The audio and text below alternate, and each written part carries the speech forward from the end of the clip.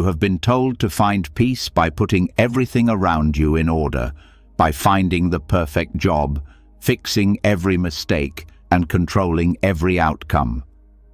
But if that worked, why does your mind still race at night? Why does your heart still feel heavy even in silence? Why does the tension never really let up, no matter how much you achieve? The truth is that peace doesn't come from outside. It comes from within, from how the mind deals with the world, not from how the world bows to the mind. Buddhism has been whispering this truth for over 2,500 years, not through loud promises, but through quiet power, through silence, through mindfulness, through letting go. Tonight, something will change. As these teachings unfold, the noise in your head will gradually fade away. The restless need to fix something, to understand, to hurry, it will subside. You will feel it, like a knot slowly untying, like water finally becoming still, like a gentle exhalation after holding your breath for far too long. This is not just another audio recording to help you fall asleep. This is medicine for the modern mind. A guided walk through ancient paths that lead directly to the present moment, to deep calm, to clarity, to peace. Are you ready to come home to yourself? Then let's begin. And now, as your mind begins to calm, we step through the first door, the path that does not shout, but speaks loudest in its silence. It is time to explore what most never hear, not because it is not there, but because they have never learned to listen. There is a sound that is not produced by anything external. It has no volume, no echo, no vibration, and yet it changes everything. It is not silence in the sense of the absence of sound. It is the presence of consciousness. This is what Buddhist monks have spent a lifetime learning to hear, the silent gong. It only sounds when the mind is still enough to feel it. Most people live in noise, not because the world is loud, but because their thoughts are loud. The phone doesn't have to beep for the mind to check on it. No one has to speak for the heart to feel pressure. That is the chase, a mind addicted to friction, interpretation, and analysis. But what happens when the analysis ends? Not because the answer has been found, but because the need for an answer has disappeared. That is the starting point. Silence in Buddhism is not synonymous with silence. It is not a deficiency. It is an active presence. Like standing in a forest and feeling the whole world breathing without words. Like when you see a candle flickering in a dark room and realize that the room was never really dark. You just never saw it, without distraction. This happens when the inner chatter falls silent. You begin to perceive not only the outer world, but also the silence beneath it. The clarity that was always there, but was buried under commentary. Training your mind to hear the unspoken means no longer demanding that life speak your language. Because life already speaks, it just doesn't always use words. A falling leaf, a slow breath, a pause in conversation. Most people overlook it because they're too busy preparing their response, planning their next move, or worrying about how they're being perceived. But the silent gong doesn't care about such things. It waits, and the moment you stop chasing the noise, it sounds. That's why so much of Buddhist training revolves around silence. Not silence in the sense of a quiet environment, but silence in the sense of inner stillness. A mind that stops grasping does not become dull. It becomes sharp in a new way. It begins to hear subtleties, emotions without names, truths that do not need to be spoken. Wisdom does not reveal itself in grand revelations, but in subtle changes, in how you breathe, how you wait, how you decide not to react. One of the most misunderstood aspects of meditation is that it is only about relaxation. But if it were just about rest, anyone could simply lie down and scroll through their phone. True meditation is much more powerful. It teaches the mind to pause without shutting down, to listen deeply without judgment, to make space for the unknown. This kind of silence changes not only your mood, but your entire perception of reality.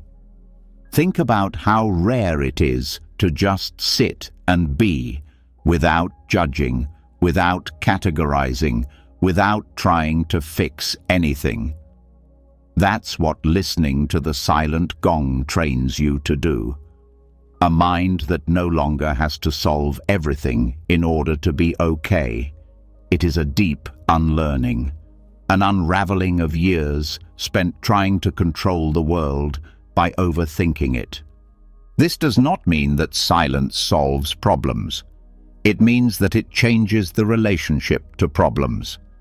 A loud mind fights against reality. A quiet mind joins it. When that happens, stress does not need to be eliminated. It dissolves because the resistance to it is gone. The situation may remain the same, but the struggle within you will not. A Zen teacher once said that silence is the loudest teacher because it reflects everything you put into it. If you sit in silence long enough, it shows you your own restlessness.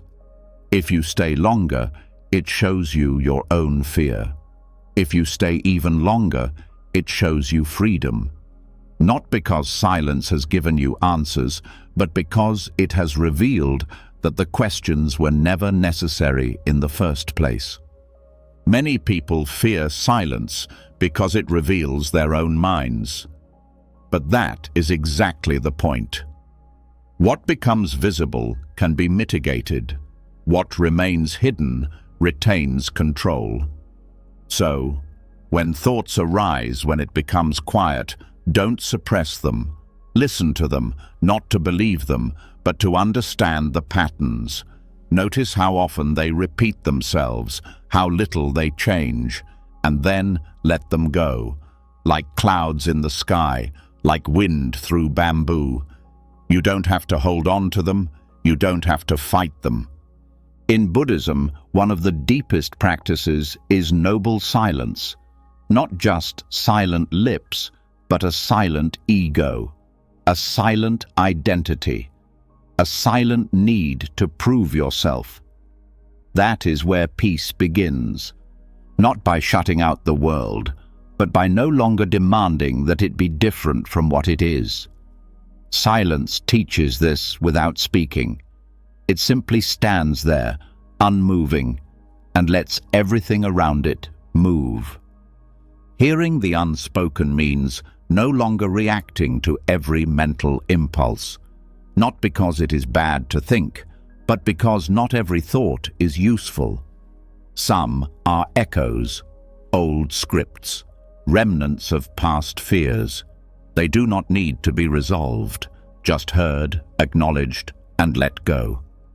Imagine the mind as a room full of radios. Each station is a thought, an emotion, a memory.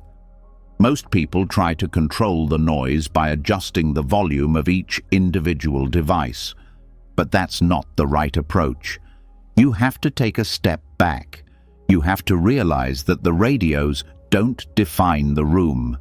The silence has always been there, beneath the noise. It's not something you create, you discover it. And when you discover it, you notice something strange. Peace doesn't shout. It doesn't sell itself. It doesn't beg for attention. That's why it's overlooked. But once you've felt it, it exerts a magnetic pull. The longer you linger in it, the longer you want to stay. Not because it entertains, but because it brings you back to yourself. And in this return, everything else begins to soften.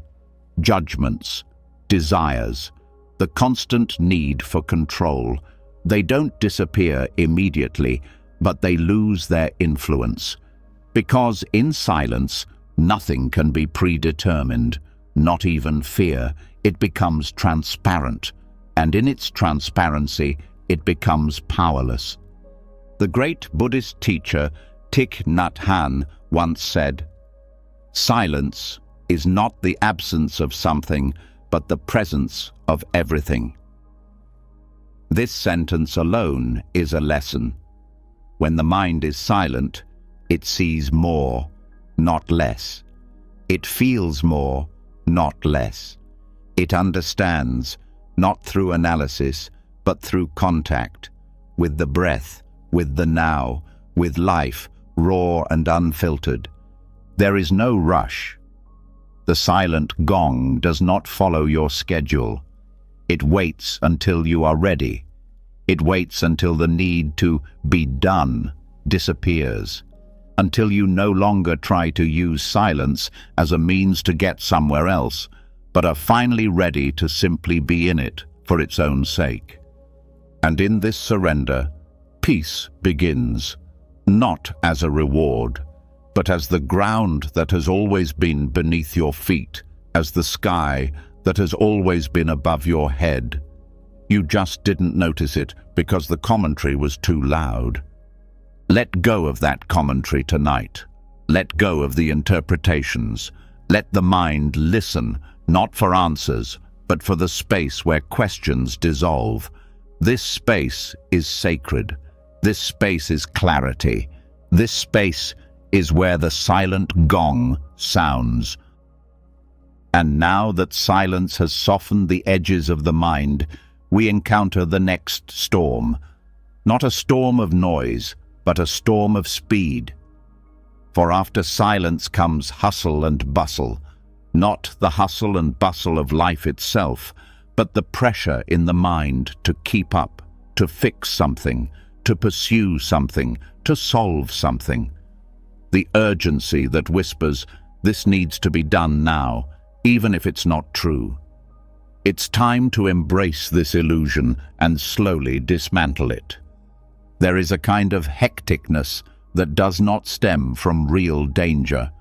It arises from habit, a learned momentum that makes the mind feel like it is always lagging behind, always missing something, always just one task away from peace. This is the illusion of urgency. It feels like the truth, but it is a deception, a mental reflex based on years of reinforcing the idea that value comes from speed, that action is important and stillness is weakness. Buddhism calls this restlessness tanha, a thirst, a craving, not just for things, but for solutions, for next steps, for constant movement. But when this thirst is not questioned, it drives everything. It becomes fuel for brooding, for fear, for burnout. It is the reason why so many people lie in bed, physically still but mentally racing. Not because there is something to do, but because the brain does not know how to stop running. Urgency is often praised in modern culture. Hecticness is glorified. Productivity is revered. But Buddhism quietly contradicts this. It teaches that rushing to act without awareness leads to suffering. It leads to acting out of fear, panic, and the illusion that peace will come when everything is done. But when is that ever the case? Life doesn't pause long enough for that moment to happen. Something new always comes along. Another task, another worry, another demand. This is where the real practice begins, not in doing more, but in believing less. By observing how the mind cries now and gently questioning it. Is this really urgent? What would happen if I didn't react immediately? What if this feeling is not the truth, but only a remnant of years of conditioning? The Buddhist path does not combat urgency with more urgency. It meets it with mindfulness. Just as you observe a wave without trying to run away from it, you just see it building up. You see it passing by, because when you clearly recognize urgency, it reveals itself. Most of the time, it is not a real need. It is just a cycle of pressure, a pattern, a habit of speeding up instead of slowing down. That's why monks walk slowly. That's why rituals are unhurried. That's why tea is sipped, not gulped. Every movement is a message. There is no emergency here. Even when the world is spinning fast, the mind doesn't have to. There is always a choice. You can pause, you can return, you can respond from the center, not from panic. This pause is powerful, not because it changes the outside world, but because it changes your relationship to it. Instead of getting carried away by urgency, the practitioner becomes an observer. They observe the pull, feel the pull, and then they don't move. They are simply there. They simply breathe. In that moment, time expands. The pressure loses its influence, and the illusion begins to crumble. One of the greatest gifts of mindfulness is timing, not quick timing, the right timing, knowing when to act and when to wait, when to speak and when to listen, when to move forward and when to sit still. But the right timing only comes in silence, in presence, in slowness. That is what takes away the urgency, the ability to discern. The next time urgency constricts your chest or clenches your jaw, pause, just for a moment. Breathe consciously, not to fix anything, not to run away, just to interrupt the pattern. That breath is the first step out of the illusion, because no illusion can withstand complete mindfulness, especially not this one. False emergencies thrive on momentum, but mindfulness interrupts momentum. It makes you question, it makes you look, and when you look, you often find that there is no fire, only smoke, only habit, only fear wrapped up in important clothes. Slowing down does not mean giving up. It means deciding with clarity. It means acting when the mind is calm, not when it is chaotic. Buddhism teaches right action, not quick action, and right action arises from stillness, from wisdom, from a mind that is not driven by its own urgency. Many people confuse urgency with passion. They believe that rushing means that something is important to them. But urgency is not love. It is fear. It is clinging to outcomes. Love can develop slowly. Passion can wait. Urgency, on the other hand, demands. It causes panic. It tells you that everything will fall apart if you don't act immediately. That is fear speaking, not the truth. One of the most subtle teachings of Buddhism is that peace and urgency cannot coexist. Urgency creates friction in the nervous system. It speeds up the heartbeat. It constricts the breath. It closes the body. But peace expands. It opens the chest. It softens the gaze.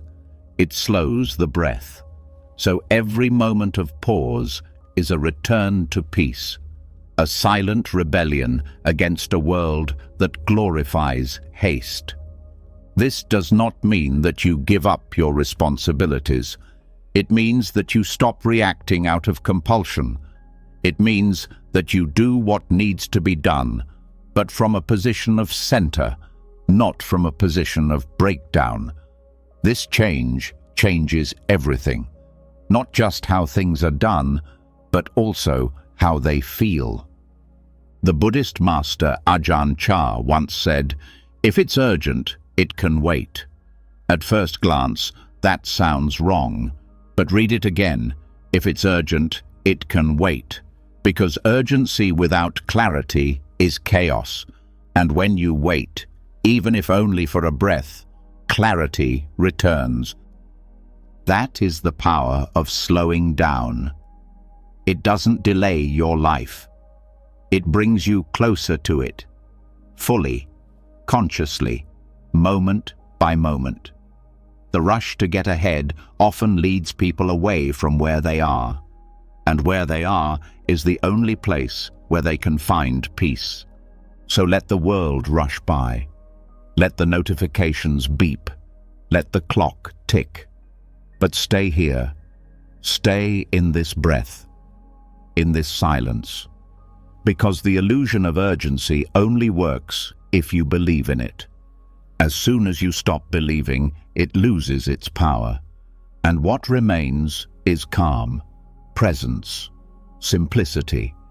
Some monks say that time bends around consciousness, that time slows down when the mind is still, and in this slowness, things become clear, decisions become easier, the heart speaks louder, the body softens, and life, instead of rushing by, becomes tangible. This is the calm amid the pressure, the silence that does not wait for peace, but brings it, right here, right now, not by escaping the urgency, but by seeing through it, like fog that disappears in the morning light. So tonight, let every urge to rush arise, and then let it pass. Don't follow it. Don't fight it. Just observe it. Let it pass. The breath remains. The moment remains. That is real. That is where peace resides. And from here, the next step will come. Not because it has to, but because it is true.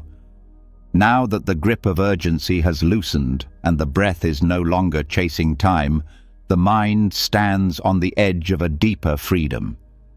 A kind of freedom that comes not from doing less, but from holding on to less. It is time to turn to thinking itself, not to silence or fight it, but to see it clearly, to let it rise and fall without having to hold on to it, fixate on it, or judge it. Because the next step is not about controlling thoughts, but about letting them float. There is a way of looking at thinking that changes the entire relationship with the mind. Not by understanding every thought, but by recognizing what thoughts really are. Temporary, formless, transient, like clouds in the sky. They form, they pass by, they disappear, and none of them is the sky itself. Just as no thought is the mind itself, no feeling is the truth, no emotion is forever. Buddhism does not require the mind to stop thinking. It teaches how to let go of clinging. This discipline is subtle. It is not loud like effort. It is quiet like mindfulness. It begins with a breath.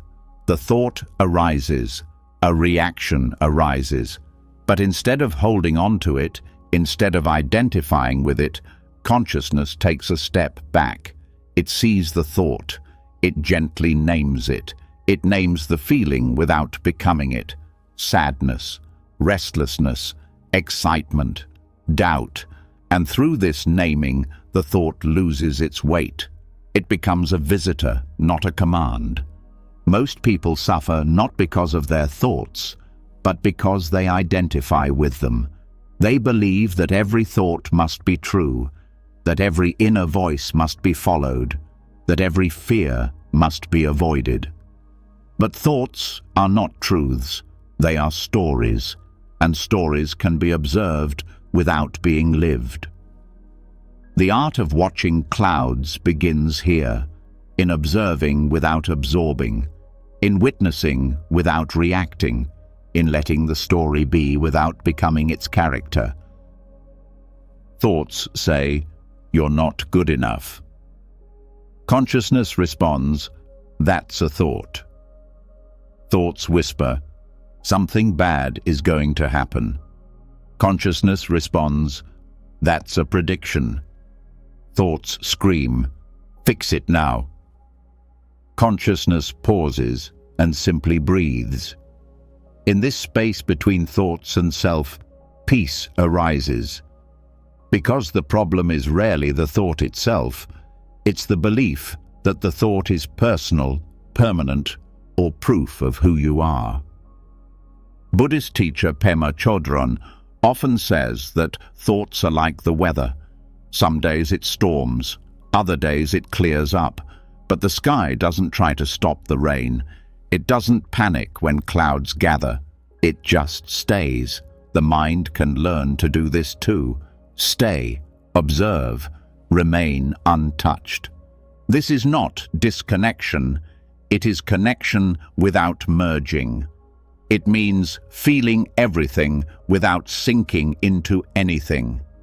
Sadness is seen, held, allowed, but it is not confused with identity. Fear is noticed, but not followed. Judgment arises, but the self does not collapse beneath it.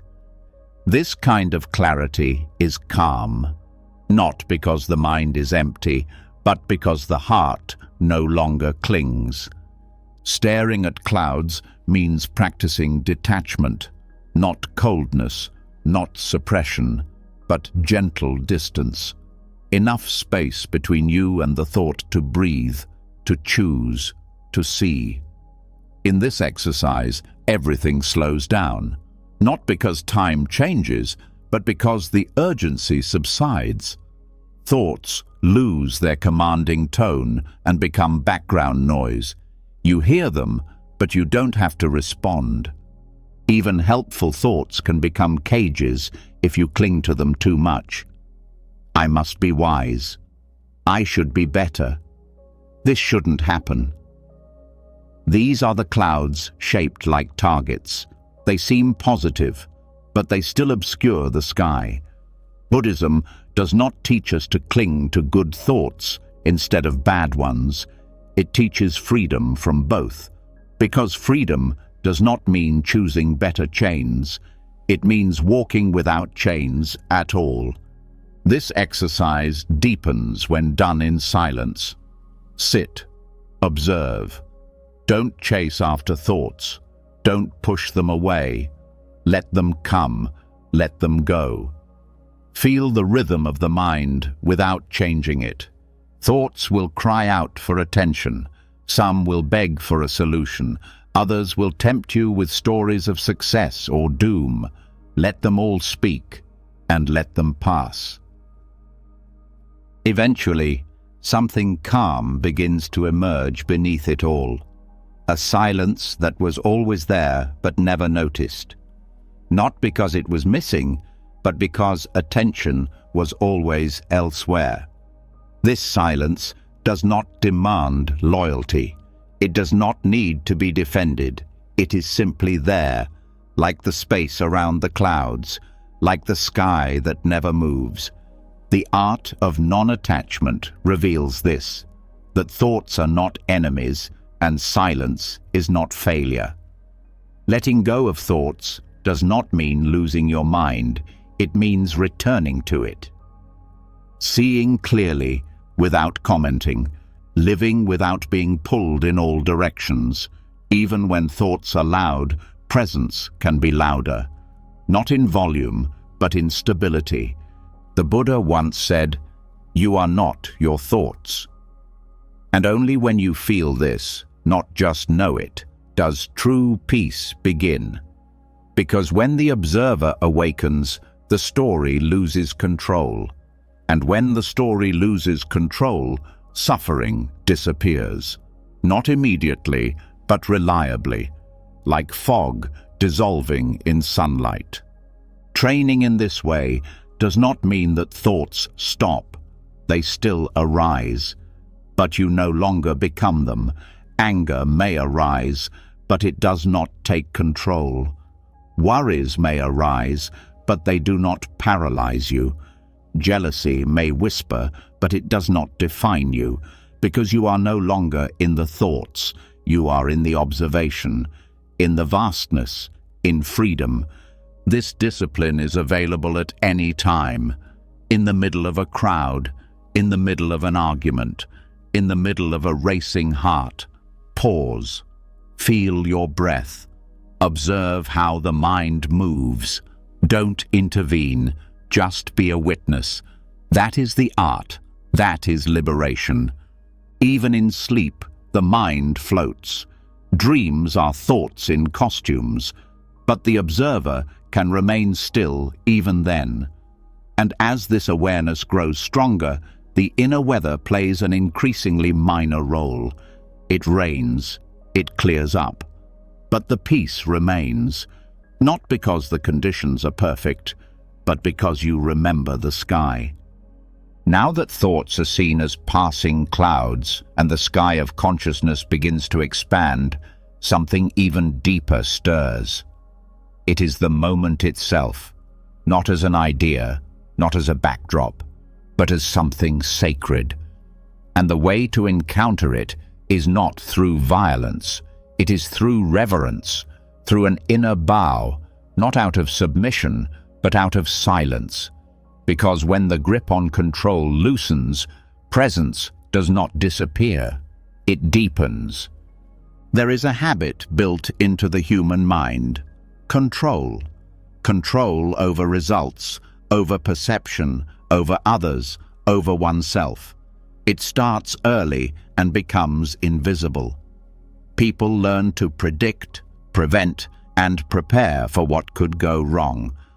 But what no one teaches is that most suffering arises precisely from this attempt to control something that was never meant to be controlled. The Buddhist path does not punish this instinct, it softens it, and it does not replace control with chaos, but with reverence. Bowing to the moment is not a ritual gesture. It is a mental attitude, a way of approaching life without armor, showing up without demanding that it change. It is the gentlest form of strength, the kind that does not break in the wind, but bends with grace. And in this bow, something old is remembered, that humility is not weakness, it is clarity. The kind of clarity that comes when you stop fighting reality and start accepting it. Control narrows your view. It turns every moment into a problem to be solved. It filters life through expectations, but awe expands your consciousness. It lets the moment speak, not in words, but in presence. A single breath, a pause in conversation, the feeling of the ground beneath your bare feet.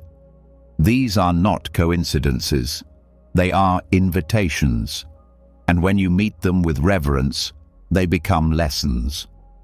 The reason most people miss the present moment is not because it is hidden. It is because it is judged. It comes, and the mind immediately evaluates it. Is this good or bad? Useful or useless? Does this serve my purpose? But bowing means none of that. Bowing is what happens when the moment no longer has to earn its place. It is allowed, fully and completely, even when it is difficult, especially when it is difficult.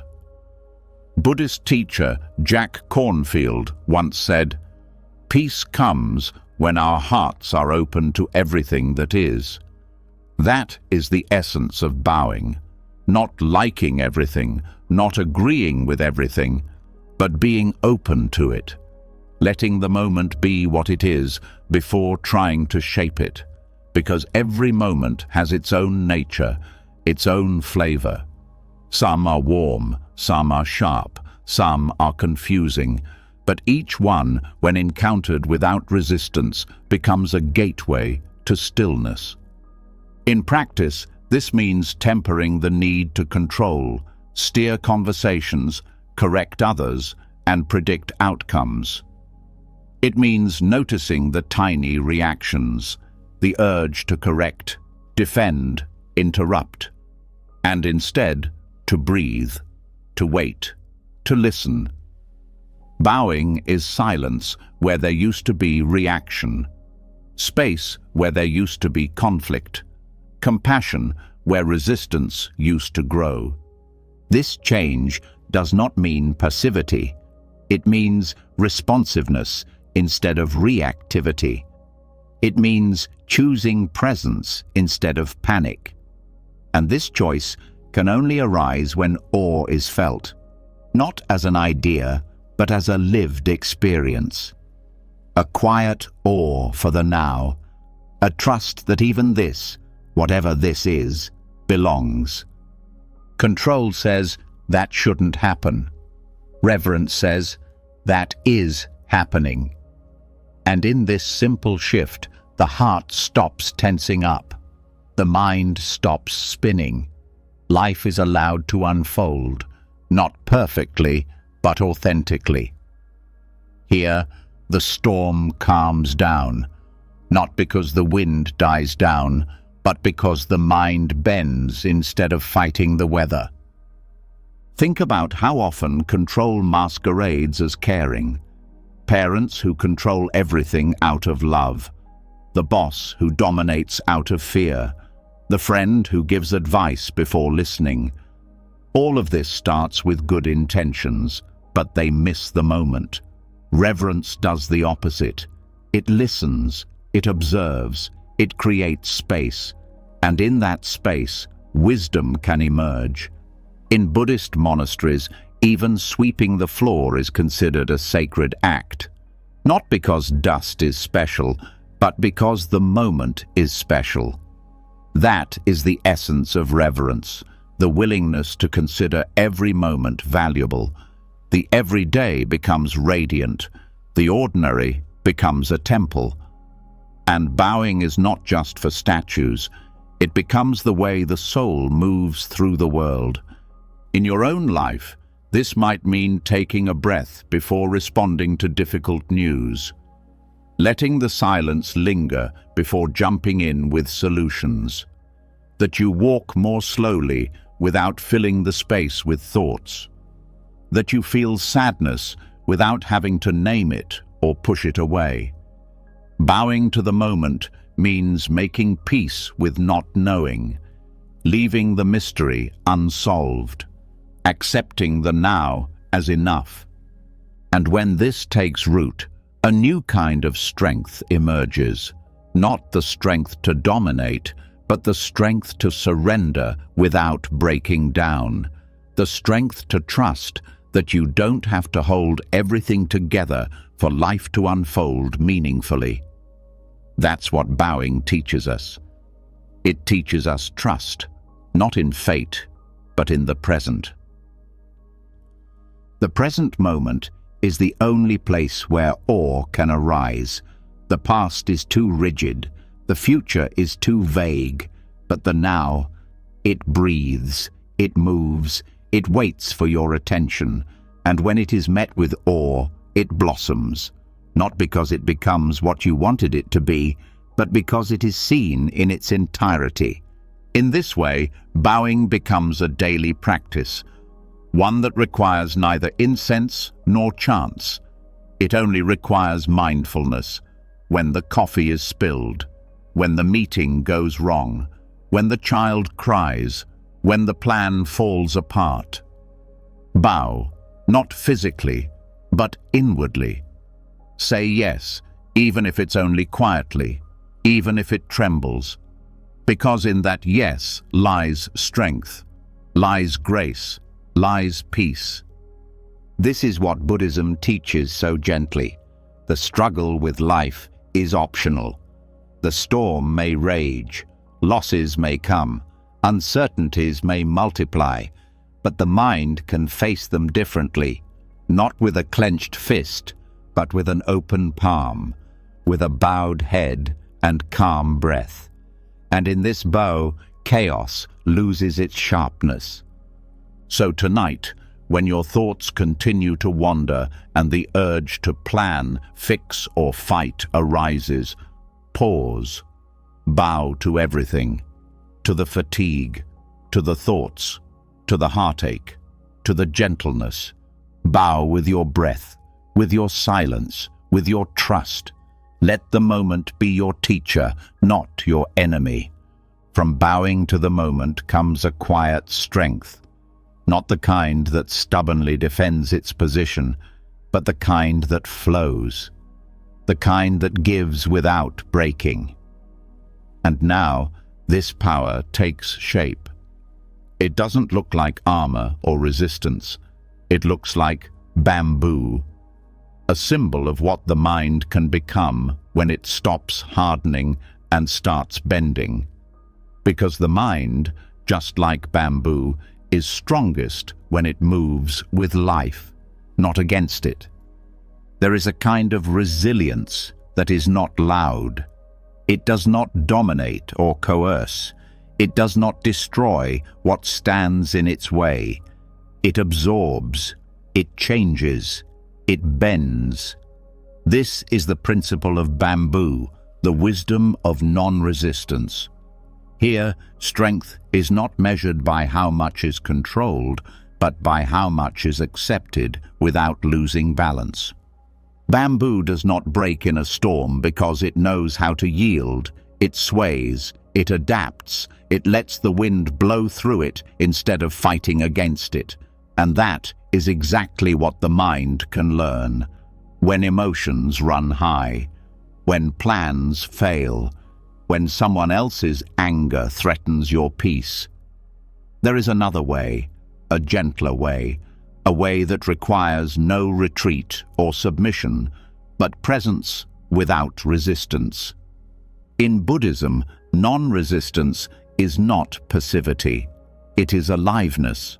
It is complete contact with reality as it is, not as the mind wants it to be. It is not about agreeing with everything. It's about remaining balanced in everything. And just like bamboo, the mind becomes unbreakable when it learns to bend. Every time something difficult happens, there is a choice. Resist and feel the burden of the struggle, or bend and feel the change in your inner space. The discomfort may still be there. The situation may not change, but your relationship to it changes. What once felt like pressure becomes a teacher, not because the pain has disappeared, but because the mind has stopped resisting. This change does not require perfection. It starts small, a moment of tension in traffic, a disagreement at work, an unexpected change of plans. These are not interruptions, they are invitations. Each one asks, will you stiffen or will you soften? Will you break or will you bend? Giving in does not mean losing yourself. It means finding your way back to yourself. Letting go of the false identities that say, I must always be right. I must always be in control. I must never feel uncomfortable. These are the fragile parts of the mind, the parts that break when faced with challenges. But the deeper self, the one that observes without attachment, this self is flexible. This self bends like bamboo. Flexibility also means letting go of rigid schedules. The mind loves structures, deadlines, goals, expectations. But life doesn't follow a script. It unfolds, and when those scripts fall apart, the mind that clings to them suffers, but the mind that bends adapts. It moves with the moment, not against it. It listens, it learns, it finds its footing in new places. Mental resilience grows through this flexibility, not by avoiding difficulties, but by facing them without breaking down. Like bamboo, which does not become stronger under perfect conditions, but through the effects of wind, weight, and movement. The same is true of the mind. The more it bends in mindfulness, the more grounded it becomes. This grounding is not found in resistance, it is found in fluidity, in the willingness to be fully present in change. To say yes, not to pain, but to the process. To trust that bending is also a form of forward movement, a form of wisdom. Buddhist texts often describe the wise mind as water-like, but bamboo embodies a similar truth. Both adapt, both flow, both maintain their shape not through force, but through harmony with their environment. This is how suffering subsides, not by changing the world, but by softening the mind that encounters it. Living the bamboo principle means ceasing to demand that things go a certain way. It means learning to respond rather than react, to turn without panicking, to remain rooted without becoming rigid. And you can practice this every day in the way you listen, the way you forgive, the way you pause before you respond. Letting go of resistance also means letting go of judgments. The mind that resists often judges harshly. It wants certainty. It wants everything to be named, categorized, and resolved. But the mind that bends does not have to jump to conclusions. It can live with the unknown. It can allow paradoxes. It can be still in the face of complexity. This makes it resilient. There is a saying in Zen, "Let the muddy water settle, then it will become clear." But the water does not settle by force. It settles when you leave it alone. The same is true of the mind. When it stops trying to control every wave, it begins to reflect. It becomes clear, calm, strong in its silence. Adapting to reality also means forgiving yourself. Perfectionism is a form of inner resistance. It constricts the breath. It narrows the focus. It creates a constant feeling of not being good enough. Self-compassion, on the other hand, reverses this narrative. It says, "This moment is enough. I am enough." And in this relaxation, energy is released. Peace returns. Strength is not found in those who stand still. It is found in those who move wisely, those who dance with difficulties, those who prefer grace to gritting their teeth. And once you make that decision, it becomes a habit, a way of being, a deeper kind of strength. This principle even applies to grief. Grief is not a wave that must be resisted. It is a flood that must be bowed to. You let it flow through you without drowning. You feel the weight of the loss without hardening your heart. The spirit that bows in grief remains human. It remains kind, and with time, it begins to heal. When fear arises, the bamboo spirit does not fight it. It observes, it breathes, it allows the tension to be there without feeding it. This changes the entire nervous system, from reaction to regulation, from tension to openness. And this openness, practiced again and again, becomes a basic attitude. It's not about never falling. It's about not breaking when you fall. That is the gift of this practice, a life that feels less like a struggle and more like a river, flowing through experiences, meeting every turn with curiosity, not control, meeting every moment with grace, not clinging. Tonight, Let your body relax into this truth. Let your breath flow without effort. Let your mind bend gently with each new thought, each feeling, each sensation. No resistance, no pushing, just bending, just breathing. When the mind learns to bend like bamboo, a deeper power unfolds, not only in the way thoughts are encountered, but also in the way the body is perceived. For beneath the hustle and bustle of the mind, beneath the whirlwind of emotions, there is something even more stable. The body, the breath, the ground beneath your feet. And when consciousness finally sinks down to this foundation, everything begins to calm down, not through thoughts, but through sensations. Here we touch the earth within ourselves. There is a silent intelligence in the body that speaks long before the mind understands. It does not use words, it does not argue, it does not explain. It feels, it senses, it sends signals. Most people are so caught up in their heads that they cannot hear this language. But Buddhism teaches that the body is not a distraction from meditation. It is a gateway, a path to stillness that requires no solution, only feeling.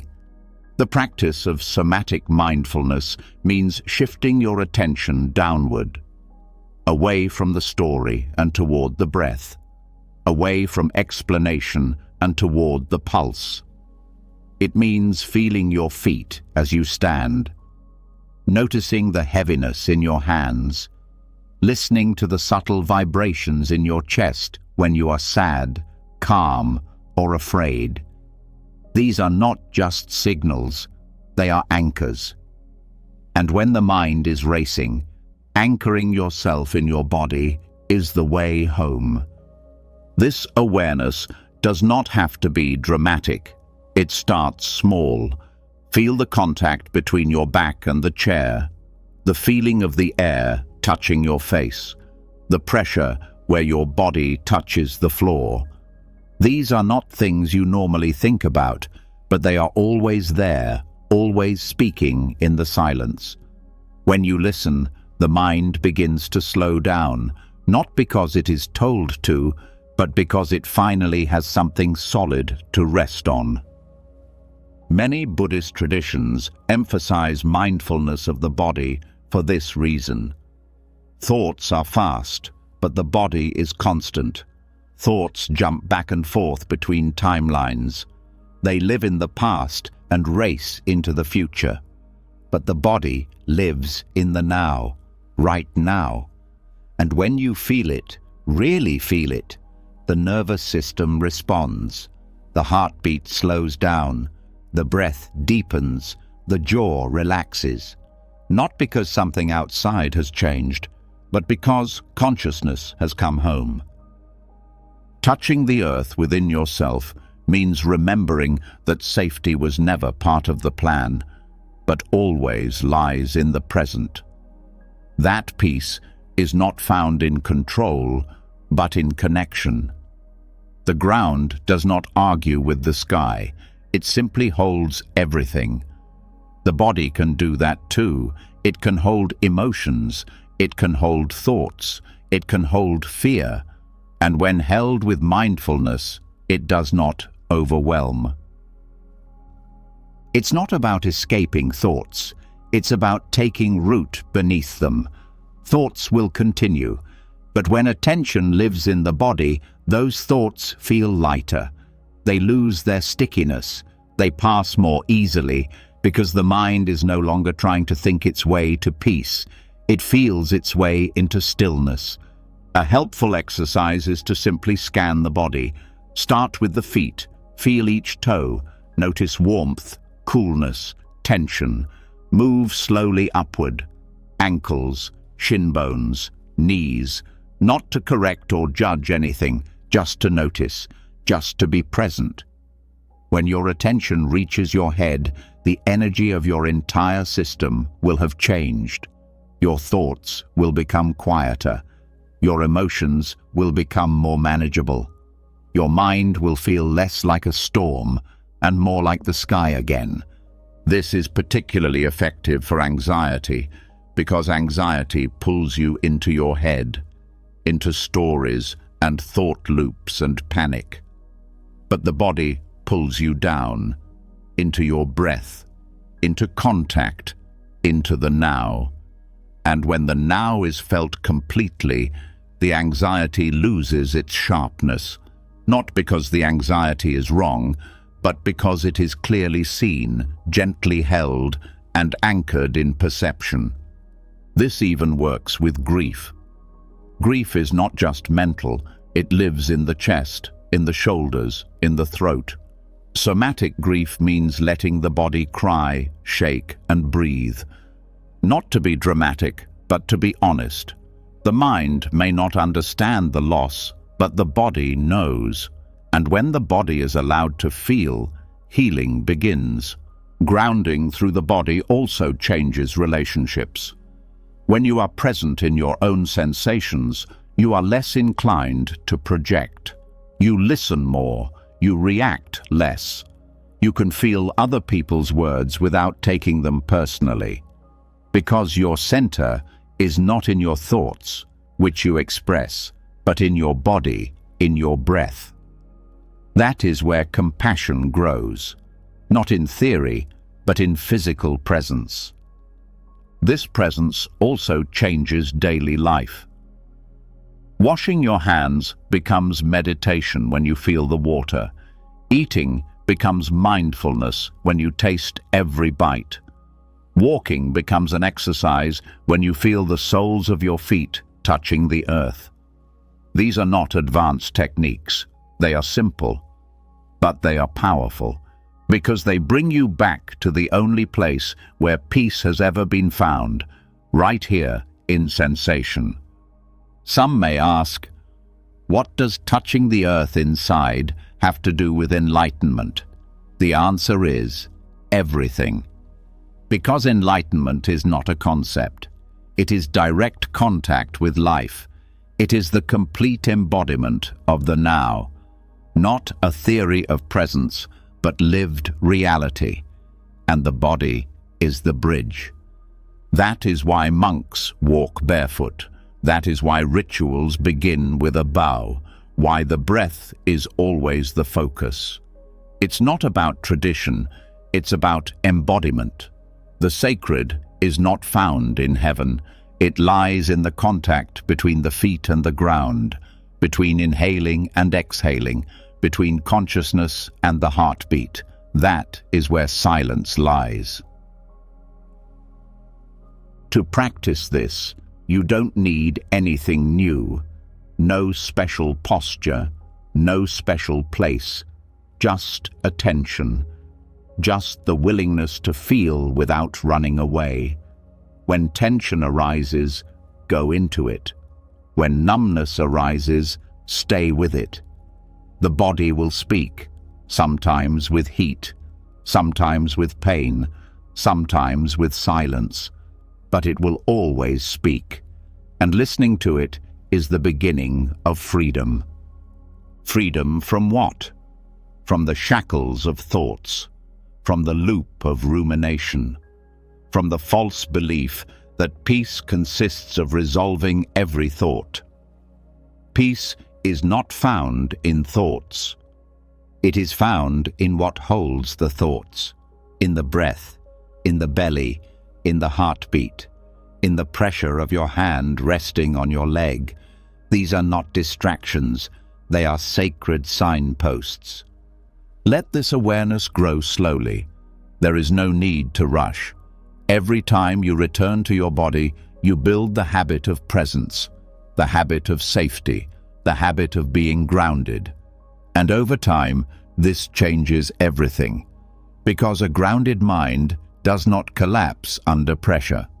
It doesn't drift endlessly. It knows where it stands, because it feels it. So tonight, let your mind come to rest. Let it rest to the rhythm of your lungs. Let it listen to the silence in your bones. Let it feel the stability that has always been there, not in the world, but within you, in the unshakable stillness beneath your thoughts. From the solid ground of somatic awareness, where breath and body become anchor points, the path leads further inward to something even finer. Beneath the sensations, beneath the changing moods, even beneath the act of perceiving, there is a still point, a center, a flame that burns without flickering. This is not silence that you hold on to, it is silence that holds you. This is called samadhi, a depth of attention that is so steady and unshakable that the whole world becomes still, and for the first time, the mind begins to calm down. There is a kind of peace that does not come from escape or comfort. It comes from single-minded concentration, a mind that stops scattering, a mind that learns to stay. Samadhi is not a mystical trance. It is clarity without clutter. It is what happens when the mind focuses entirely on the present and forgets how to fragment. In daily life, the mind is often pulled in 100 different directions. Even in silence, it jumps from memory to worry, from idea to distraction. This is normal, but also exhausting, because a divided mind never finds peace. It never touches anything completely. It always hovers, always scans, always is a little distant. But samadhi dissolves this distance. It gathers the mind in one place, in one breath, in one moment, until everything else sinks into silence. This does not mean that the world disappears. It means that the mind stops chasing after it. And in this pause, the inner noise begins to dissolve. Not because the mind has been forcibly silenced, but because it is fascinated. The flame of concentration gently and steadily directs attention inward until thoughts lose their pull. The training begins simply, with the breath. Notice the inhalation. Feel the exhalation. Not conceptually, but directly, completely, without splitting. At first, the mind will wander. That's okay. The key is to return. Every time it wanders, bring it back. Not with anger, not with shame, but with kindness. The exercise is not about remaining perfect. The exercise is about returning again and again until remaining becomes natural. Over time, the space between thoughts expands. Distractions lose their appeal. The mind begins to calm down, and what remains is a kind of silence that does not depend on silence. Even in the midst of noise, samadhi remains, like a candle flame in a windless room, bright, still, undisturbed. This concentration is not forced. It is allowed. It arises naturally when the mind finds something that deserves its full attention. In Buddhism, this is often the breath, but it can also be a sound, a mantra, or a sensation. Anything that is simple, anything that is stable. The point is not the object. The point is the relationship. You don't just look at your breath, you immerse yourself in it. You let yourself be absorbed by it until nothing remains but presence. In this state, thinking slows down, emotions calm down, self-consciousness begins to dissolve, not in a frightening way, but in a liberating way. The boundaries that normally feel so narrow, the constant awareness of myself, my plans, my history, begin to blur. And in this relaxation, peace arises. Not the kind of peace you achieve, but the kind that reveals itself when the confusion has disappeared. Samadhi does not ignore the world. It lets the world pass through it. You hear the sounds, but they don't draw you in. You feel the sensations, but they don't disturb you. Your awareness remains stable, present, unmoved. And this stability is healing. It gives your nervous system a break. It gives your heart a break. It gives your mind space to remember what it's like to be whole. This practice also changes how you move through your day. The deeper your concentration, the more mindful each action becomes. You eat with presence. You speak with care. You walk without haste.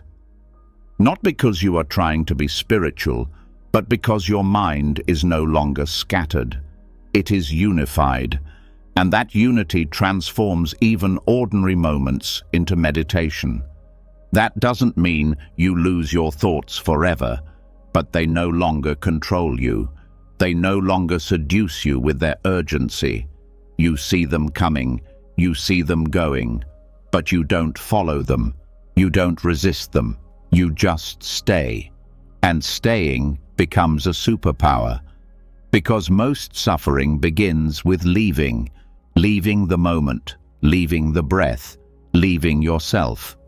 Samadhi reverses this habit. It brings you back. One of the profound effects of this is how it changes perception. Without mental noise, everything becomes clearer. Colors are brighter. Sounds are clearer. Sensations become more intense. Even emotions, when they arise, are felt more deeply, but with less pain. Because you are not entangled in them, you observe from a place of stillness, and this observation changes everything. In Buddhist teachings, Samadhi is part of a three-part path: ethics, concentration, and wisdom. Concentration is the middle part, the bridge. Without it, wisdom is intellectual. With it, wisdom becomes experience. You don't just know that attachment causes suffering. You feel how holding on disturbs your focus. You don't just believe in impermanence. You see how every breath disappears before you can hold on to it. The candle flame that does not flicker becomes a metaphor for this mind, a mind so stable that nothing can shake it, not because it is armored, but because it is rooted, because it has nothing to defend, no history to protect, no need to flee. It is simply, and in this being, truth appears. To deepen this practice, let your breath be your teacher. Let the rhythm guide you, not as a technique, but as a refuge. Each inhalation is a return. Each exhalation is a letting go. You don't have to try hard. You don't have to hold on to anything. Just stay with it. Let yourself be drawn inward, past the surface tension of the day, into the still core beneath. And when the mind wanders, return. When emotions arise, stay. When thoughts cry out for attention, listen, and then come back. The power lies in the return. The calm lies in the decision, over and over again. Until one day, without warning, the mind no longer wanders. It stays. And in this staying, the flame stabilizes. The storm ends. And the silence that remains is not empty, it is alive. Samadhi is not the goal. It is the foundation. From this place, compassion flows more freely. Decisions are clearer. Joy arises more often, not as a result of external circumstances, but as a side effect of inner stillness. One reacts less. You are less rigid. You are more open. You are more aware. That is why great teachers sit in silence for hours, not because they are escaping life, but because they are touching it more deeply. They do not avoid thoughts, but rest beneath them. And from this rest, wisdom arises. From this silence, strength arises. Not the loud kind, but the kind that remains calm when the whole world is shaking. Tonight, let your mind enter this space. Let it be still without effort. Let your breath guide you to the center. Let the flame stabilize, not because you force it to, but because you no longer disturb it. Let this silence envelop you as you fall asleep. Let it deepen as you rest. Now that the flame of samadhi has stabilized and the mind has learned to rest in unwavering attention, something unexpected is revealed. That silence does not require silence, and peace does not require silence in the world. Calm can exist in chaos, not as a contradiction, but as a refuge. And this refuge is not found in a remote temple. It is created breath by breath from within. This is the monastery of a breath, where simplicity returns not through isolation, but through presence. There is a kind of clarity that arises when everything superfluous falls away. Not because life has become simpler, but because the mind has stopped adding to it. A monastery has always been a place of silence, devotion, structure, softening the heart and strengthening the mind. But you don't need stone walls or silence to find this. All you need is attention, because a breath, fully felt, fully lived, becomes a temple, not built of bricks, but of presence. Most people believe that peace comes from their surroundings, a clean room, a quiet house, a gentle routine. But this peace is fragile. It depends on things you cannot control.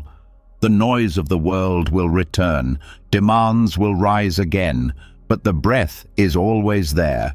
It does not demand perfect conditions, it only demands to be felt. Returning to the breath means returning to simplicity. Not the simplicity of doing less, but the simplicity of simply being. Letting go of mental commentary. Loosening your grip on tasks, identity, and urgency.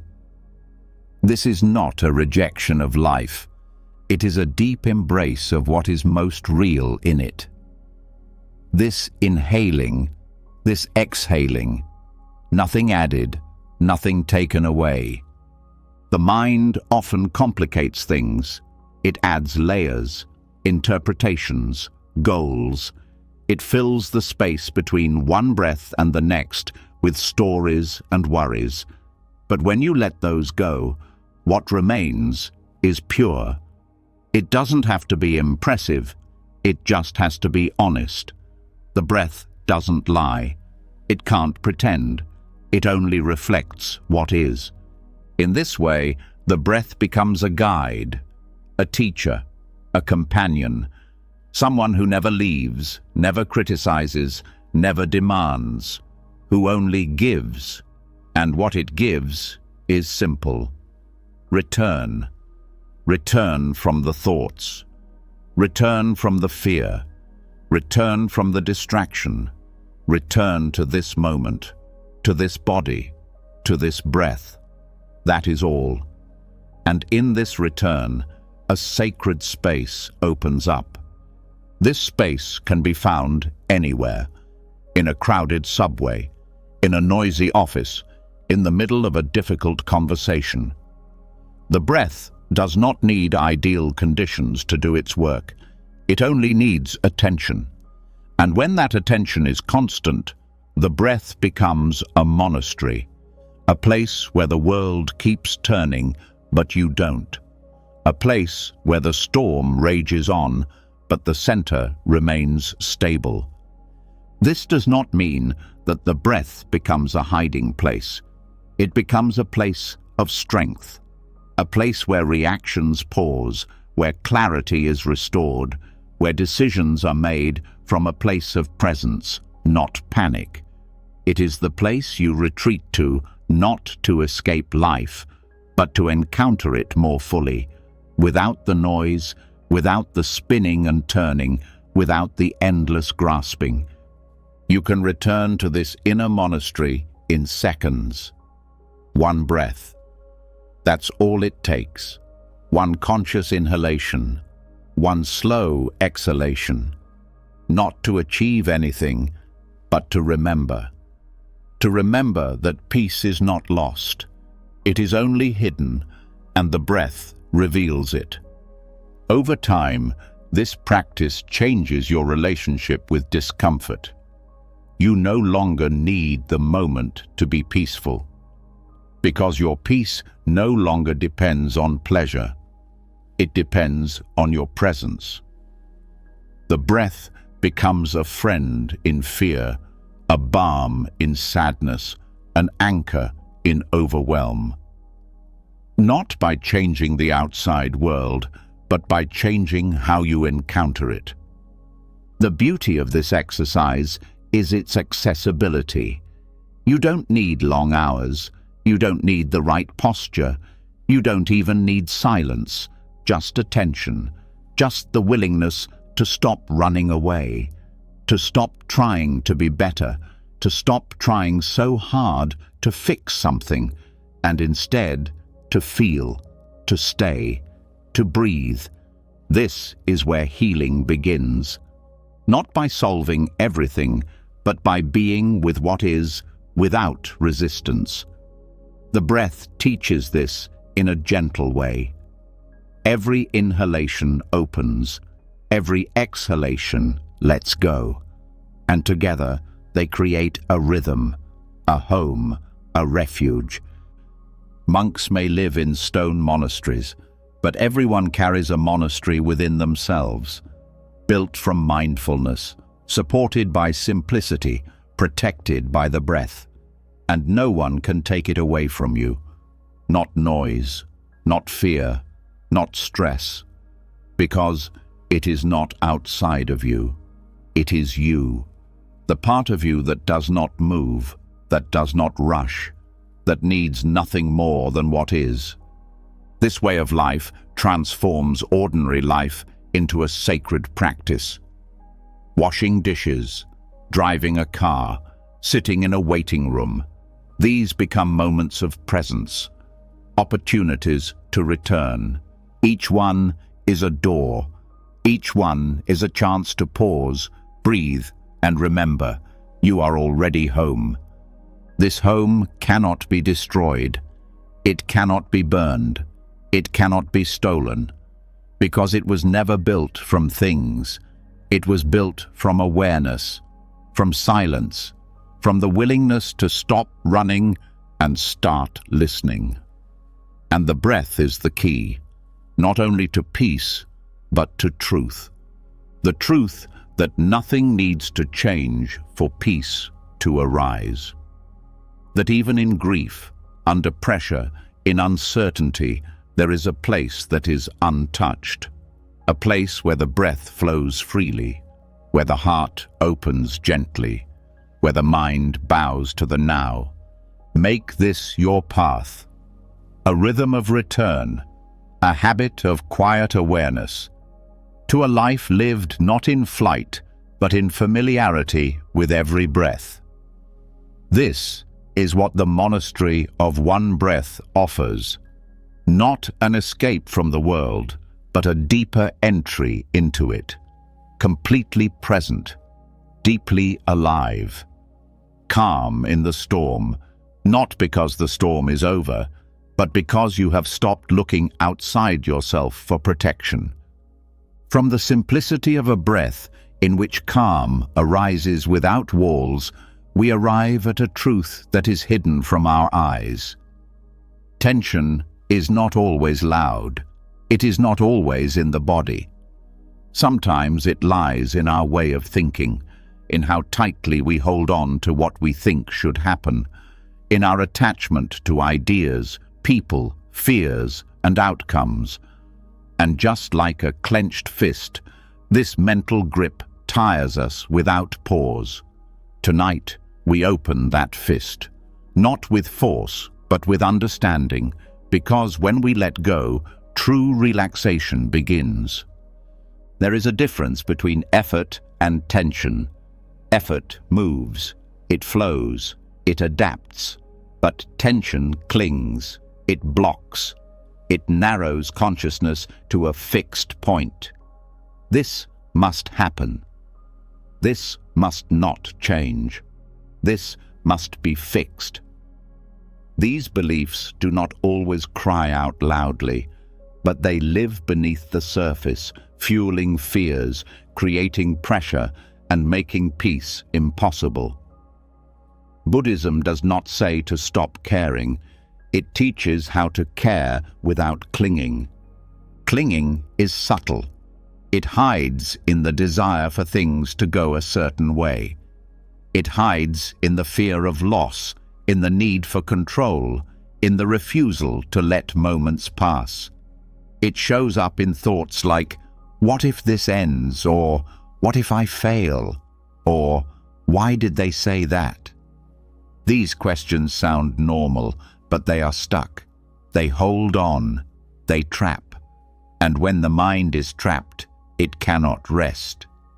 The path to peace begins with recognizing these little thought fists, not to shame them, not to fight them, but to see them clearly, to gently ask, "Is this holding on?" And if the answer is yes, then breathe and relax and let go. Letting go doesn't mean losing. It means choosing peace over pressure. It's realizing that most of what we pursue, most of what we hold on to, is made up of thoughts. It's not solid. It's not permanent. And even if we held on to it more tightly, that wouldn't guarantee anything. Control doesn't protect. It just exhausts. That doesn't mean giving up. It means relaxing into what cannot be forced. Life does not respond to holding on. It responds to openness. Remember that a clenched hand cannot receive anything. It cannot hold anything gently. It cannot feel anything fully. The same is true of the mind. When it is clenched, life cannot touch it. It only defends itself. When we loosen our mental grip, something new opens up. Not apathy, but clarity. Not laziness, but peace. Because when the need for control disappears, energy returns. Thoughts become lighter. Decisions become easier. Emotions pass more quickly, and even pain feels less sharp because the resistance is gone. That's the paradox. The more we try to hold on, the more we suffer. But when we let go, when we surrender, when we open our fists, we realize that nothing ever belonged to us completely. Not people, not plans, not even peace. These are experiences, not possessions. And when they are experienced freely, they nourish us. When we cling to them, they drain us. Not holding on does not mean indifference. It means intimacy without possession. Being fully present with what is, while allowing it to change. Letting go, letting it live and die at its own pace. That's how nature works. Trees don't hold on to their leaves. Rivers don't cling to their water. The sky doesn't hold on to its clouds. And yet everything moves in a beautiful way. In your own life, you can start by noticing the little tensions. The moment you feel annoyed, ask yourself, what am I holding on to? The moment you feel stressed, ask yourself, what am I afraid of losing? The moment you become impatient, ask yourself, what outcome am I forcing? These are the fists, and every single one of them can unfold as soon as you become aware of them. Letting go also means letting go of self-images. Ideas such as, I am someone who, or "They always do that to me."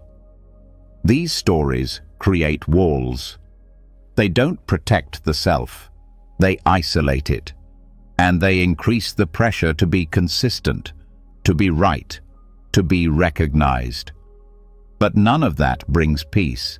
Peace comes from flexibility, from the ability to experience each moment without carrying the past with you.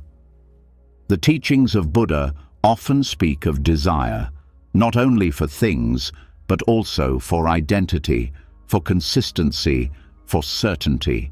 But life is change, it is movement, it is unpredictability, and every attempt to hold on to it is like holding water in your hands. The harder you squeeze, the less you have. Opening your mental fist is also a way to let go of regret. Regret is just holding on to another moment, trying to hold on to something that has already passed. But the past does not need to be held onto. It needs to be appreciated. You have to learn from it, and then leave it behind. Like a boat that has carried you across the river, but cannot follow you to the shore. The same gentleness applies to relationships. Holding on manifests itself in the need to be understood, to be loved in a certain way, to always be seen in the best light. But none of that can be guaranteed. People see what they see, they change, they forget. And when you let go of how they should be, love becomes freer, lighter. It's less about control and more about presence. Even the desire for enlightenment can become a fist, a clinging to spiritual identity, a subtle pressure to be more peaceful, more alert, more detached. But this pressure is just another form of self-expression. True peace arises when the searching subsides, when presence is enough, when the journey is not about getting somewhere else, but about accepting this moment as enough.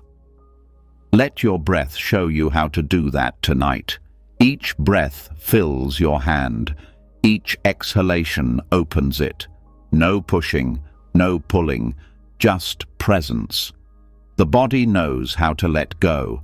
The mind just has to follow. Letting go is a skill. It takes practice. But every time you do it, you feel a freedom that no possession can offer. The freedom of a mind no longer burdened by needs, by holding on, by proving. And that freedom becomes its own reward, its own quiet joy. From here, everything changes, not because the world is different, but because the one who sees it has become softer, more spacious, less fearful. Now that the fist has opened and the tension of holding on has eased, there is space, a quiet space, not filled with goals or answers, but with possibilities. And in this space, something unexpected becomes valuable. Not more knowledge, not more plans, not more certainty, but the absence of all these things. Emptiness. Not as emptiness, but as a kind of wisdom. The kind that listens instead of speaking, the kind that receives instead of chasing. Tonight, we sit with the image of the empty bowl in front of us, not as something waiting to be filled, but as a form of calm in itself. In Buddhist tradition, the begging bowl is not just a practical object, it is a symbol of a receptive mind, a mind that does not approach life with demands, but with openness. The monk walks with a bowl, not to take, but to allow, to receive without compulsion, to accept what is offered and move on when there is nothing there. This kind of mind, a gently held bowl, open to whatever comes, is the foundation of inner peace. The problem is that most minds are not empty bowls. They are already full. full of assumptions, conclusions, intentions, opinions, full of desires for things to be a certain way, full of reactions that are charged even before the moment begins. And a full vessel cannot receive anything. It has no room. Even when peace is offered, when clarity knocks, when insight whispers, the full mind misses it, because there is no room. Practicing inner receptivity means starting with emptiness, not by force, but by loosening your grip on knowledge. It means agreeing to not have an answer, to be okay with not having a plan, to be okay with not being in control, not because these things are unimportant, but because the need for them often displaces the very calm we seek. The receptive mind does not resist the unknown, it welcomes it. It does not fill the silence, it listens to it. It does not immediately label everything, it lets things unfold. This kind of presence feels strange at first, because the world rewards speed, certainty, and cleverness. But in the depths of Buddhist practice, it is the quietest and most humble mind that sees the furthest. This does not mean becoming passive. Receptivity is active. It requires mindfulness. It requires sensitivity. It requires a willingness to remain present with what is, even if it is unpleasant, even if it does not yet make sense. Because some truths do not come as explanations. They come as silence, as a change in breath, as a softening of judgment. The empty bowl is also a teacher of humility. Being receptive means admitting that you don't know something, that you are not always right, that your own perspective may be incomplete. And instead of being a weakness, this becomes a strength, because the empty bowl can always be filled, the full one cannot. In your own life, this exercise begins by observing how quickly your mind jumps to conclusions. Someone speaks, and your mind responds immediately. A problem arises, and the solution comes right away. But what if the answer isn't needed right away? What if waiting, listening, and remaining open a little longer reveals something deeper? This is especially effective in relationships. Most conflicts are not about what is said, but about not being heard. When the mind is full of counter-arguments, judgments, and stories about the other person, there is no room to actually hear them. But when the mind is an empty bowl, you can take them in completely. And often that alone is healing. The same applies to learning. The deepest insights do not come when you want to prove something. They come when you are deeply curious, when you linger in uncertainty long enough for a new perspective to emerge. And this kind of learning is not loud. It is quiet. It takes place beneath the surface, in pauses, in silence, in the willingness to be shaped. The empty bowl is not about giving up intelligence. It's about bringing it into balance. It's about creating space between knowledge and discovery. It's about learning to keep your beliefs loose enough to allow them to evolve. This kind of expansiveness is not only intellectual, but also emotional. Because when the bowl is empty, there is more room for compassion, for nuances, for patience. A closed mind says, "I've seen that before." An open mind says, "Let me see that again with fresh eyes." And in this seeing, things are no longer filtered through assumptions. They are perceived as they are. This is the core of mindfulness, not just noticing what is happening, but accepting it completely without coloring it with stories. This openness also changes how you deal with difficulties. When pain arises, The busy mind asks, "Why is this happening? How can I fix it?" But the open mind says, "This is here now." It holds the pain without adding additional tension. It listens to it. It learns from it. And sometimes in this spaciousness, the pain subsides on its own. Even creativity arises from this emptiness. The best ideas don't come when the mind is searching for solutions, but when it is at rest, while walking, while showering, while breathing. The mind becomes like a clear sky, able to reflect new light, not because it is brilliant, but because it is clear. This kind of clarity cannot be forced. It must be invited, and it is invited through presence, through humility, through emptiness. That is why so many monks speak in questions rather than answers. That is why so many masters say, "I don't know." Not because they are confused, but because they are clear enough to let things reveal themselves in their own time. Tonight, let your mind become that bowl. Let it rest without having to explain anything. Let it loosen its grip on conclusions.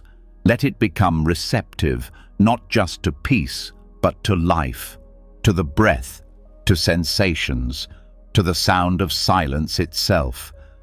For in this silence, life begins to flow in, not all at once, but slowly, gently, as it always has been.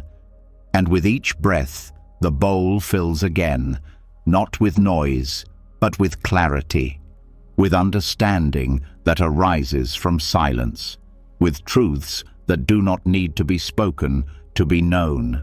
Now that the bowl of the mind is empty and presence has turned into receptivity, the next step reveals itself not as a leap, but as silence. A deeper kind of silence, one that remains steady when waves arise. A silence that does not close itself off even in discomfort.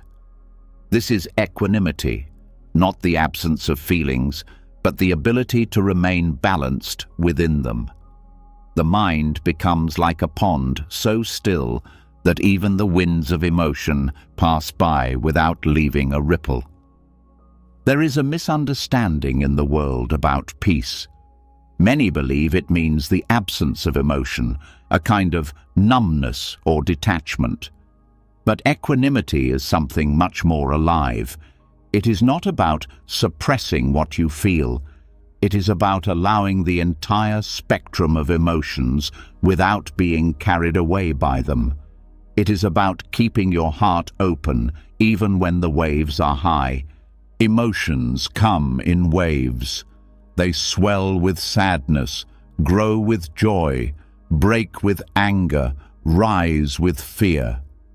This is natural. This is human.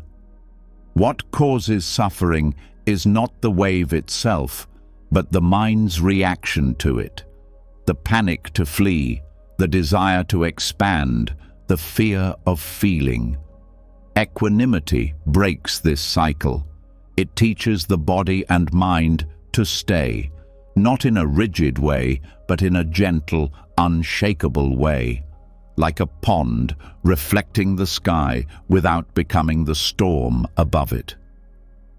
This training begins by noticing how quickly the mind reacts. When discomfort arises, observe how it tries to explain it, blame it, run away from it. These are habits, ingrained patterns of avoidance or control.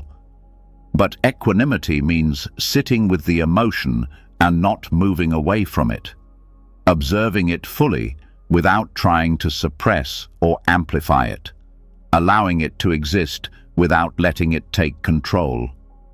This does not mean coldness.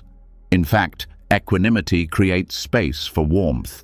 Since you are no longer controlled by emotions, you can meet them with compassion. You can say, "Ah, there's sadness," instead of, "I'm broken." You can say, "That's anger," without being overwhelmed by it. You hold it in your awareness just as you hold a cup in your hand, without denying it, without dropping it, just seeing it clearly. The pond does not resist the rain. It absorbs every drop, but it doesn't lose its shape. It doesn't panic and overflow. That is the essence of serenity, inner stability, the ability to feel deeply without falling apart. And the secret to this balance is practice, not in suppressing emotions, but in not letting them carry you away. You start with small moments, a moment of impatience, a hint of anger, the tension before speaking.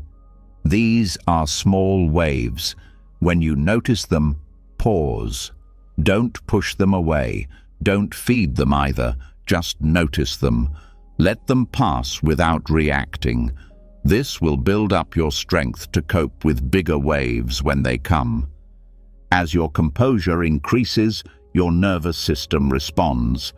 You feel less taken by surprise, less shaken by judgments, less influenced by praise or criticism, because your center is no longer based on external circumstances. It is anchored in mindfulness. And when mindfulness is consistent, it becomes an unshakable refuge.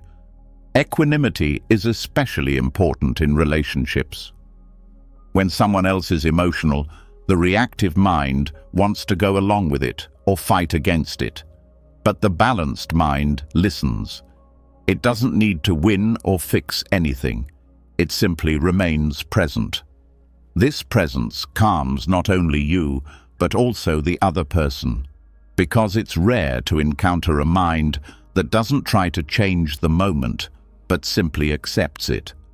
Even in joy, equanimity has value. It allows you to feel fully without attachment, to enjoy deeply without fearing the end. Because equanimity is not indifference, it is intimacy without attachment. It is the knowledge that everything is welcome and will pass. This does not make life boring, it makes life deeper. Emotions become teachers. Anger teaches boundaries. Sadness teaches depth. Fear teaches vigilance. Joy teaches connectedness. But you can only learn these lessons if you don't run away. When the pond is still enough to reflect, there are exercises to cultivate this. Body scans, where you notice sensations without naming them. Breath awareness, which remains calm while feelings arise. Mantras that remind you, this too is just a wave. But more than any technique, it is the intention that counts. The willingness not to flee from your own experiences. Equanimity is also what makes forgiveness possible, because when you are not dominated by pain, you can alleviate it. When you are not burning with reactions, you can see others more clearly, not through the lens of your own hurts, but through the constancy of your presence. In Buddhist texts, equanimity is one of the 4 immeasurable qualities. Together with loving kindness, compassion, and joy, it completes the heart. Without it, the others falter. Compassion becomes exhaustion. Joy becomes attachment. Kindness becomes dependence. But equanimity holds everything together, grounded, steady, clear. Living this way does not mean that you do not cry, get angry, or sometimes break down. It means that you know how to find your way back, how to sit quietly with yourself after the storm, how to touch your own heart with calm hands, how to be both moved and untouched. That is why serenity is not a skill reserved for monks. It is for anyone who no longer wants to be ruled by their emotions, for anyone who wants to feel without drowning, who wants to care without burning out, who wants to be touched by life without being torn apart by it. Tonight, let the pond of your mind become still. Don't view emotions as threats or mistakes, but as movement, as something temporary, powerful, but not dangerous to a mind that doesn't fight back. With each breath, let the silence return, not because the waves stop, but because the surface stops fighting. From the waveless pond of serenity, where emotions move without taking over, we now wade into something deeper, something most avoid, but all must encounter. Decay, change, loss. These are not disruptions in life. This is life. And tonight we turn to them not with fear, but with clarity. For what breaks also teaches, what ends also reveals. In Buddhism, this is not considered morbid. It is called wisdom. The Dharma of decay is not about resignation. It is about relief. The relief that comes when the mind no longer tries to maintain a world that is designed to change. Everything in life changes. Bodies age. Friendships evolve. Beliefs change. Seasons change. What begins eventually ends. But that is not a tragedy. It is a rhythm. When the mind accepts this rhythm, something inside lets go. Not in despair, but in gentleness. Fear arises when one resists this truth. When you pretend that things can remain the same, perfectly preserved and protected from time. But when the pretense ends, peace emerges. The mind wants certainty. It builds a future in its head, forging plans to keep everything as it is. It resists signs of aging, fears changes in relationships, clings to temporary states. But it is precisely the effort to stop change that wears on the soul. Accepting change does not mean liking every moment. It means letting go of the fight against time itself. Then, calm begins to spread.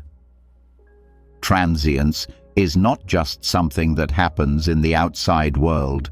It also happens inside. Thoughts fade, emotions shift, desires arise and pass away. Identity itself changes. Recognizing this clearly is liberating, because when everything is constantly changing, no experience, no matter how intense, can hold you captive. Suffering loses its permanence. So does fear and sadness. This realization brings peace, not by promising that everything will stay good, but by showing that nothing is stuck. Even pain moves, even confusion subsides. The moment the mind stops resisting decay, its grip loosens, and in this loosening, space opens up. A breath that goes deeper than control, a calmness that is unaffected by the outcome. The body is a teacher of this. With every breath, the cells change. Muscles tense and relax again. The skin ages, the hair turns grey. Trying to stop this is like trying to stop the tide. But when you bow to the transience of the body, it becomes sacred, not because it lasts, but because it is transient. Every breath is a gift that will never be repeated. Every heartbeat is a reminder to be in the here and now, because this very moment will never come again. The Dharma of decay is not about giving up. It is about letting go of the illusion that anything was ever meant to last forever. And that includes emotional states. No feeling is permanent, not even the ones that feel endless. Depression passes, fears fade, even numbness disappears eventually. Time, when allowed to flow freely, carries everything with it. Even the burdens you thought would never leave you. This does not mean becoming passive. It means responding without attachment, being fully present, even when things fall apart. Loving deeply, even when you know that what you love will change. To live with presence, not because it guarantees comfort, but because it honors the truth. Death is also part of this teaching, not just physical death, but also the small deaths that happen every day. The end of a chapter, letting go of an identity, realizing that something that was once important is no longer needed. These losses can feel like failure, but they are a transformation in motion. And when you meet them with silence, they reveal a deeper level of life, one where the heart is open, not because it is untouched, but because it has been softened by letting go. This softness is strength. It allows you to live through endings without closing yourself off, to face uncertainty without breaking down, to accept loss without bitterness, and to feel gratitude for what was, even if it is no longer. Nature shows us this all the time.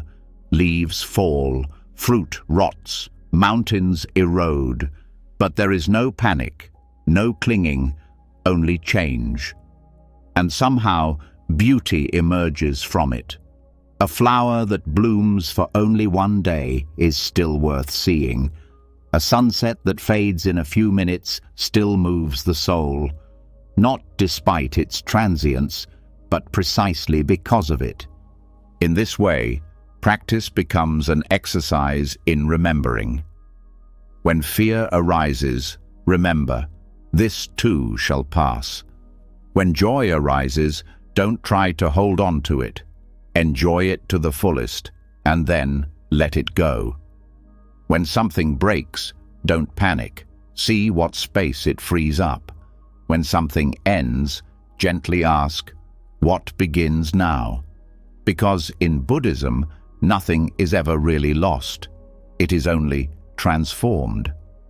This perspective does not erase grief, but reshapes it. It allows you to feel it without being overwhelmed by it. Cry and then breathe. Grieve and then rest. Grief does not become a wall, but a door, a movement, a process, and the more you trust it, the more you heal. Not immediately, not cleanly, but honestly. Even your identity is affected. Who you are today is not who you were last year or last week. The mind changes. The heart evolves. What is important changes. This is not instability. It is growth. And the more the mind stops clinging to what it thinks it is, the more room there is for becoming. The Dharma of decay also helps with forgiveness, because when you see how much you change, it becomes easier to accept that others can change too, that mistakes can fade, that wounds can heal, that nothing is set in stone. This is not wishful thinking. It is the realization that the same law that touches your life touches every life. Let this truth calm you tonight. Let go of the effort to hold everything together. Let things fall where they fall. Let time shape what it must shape.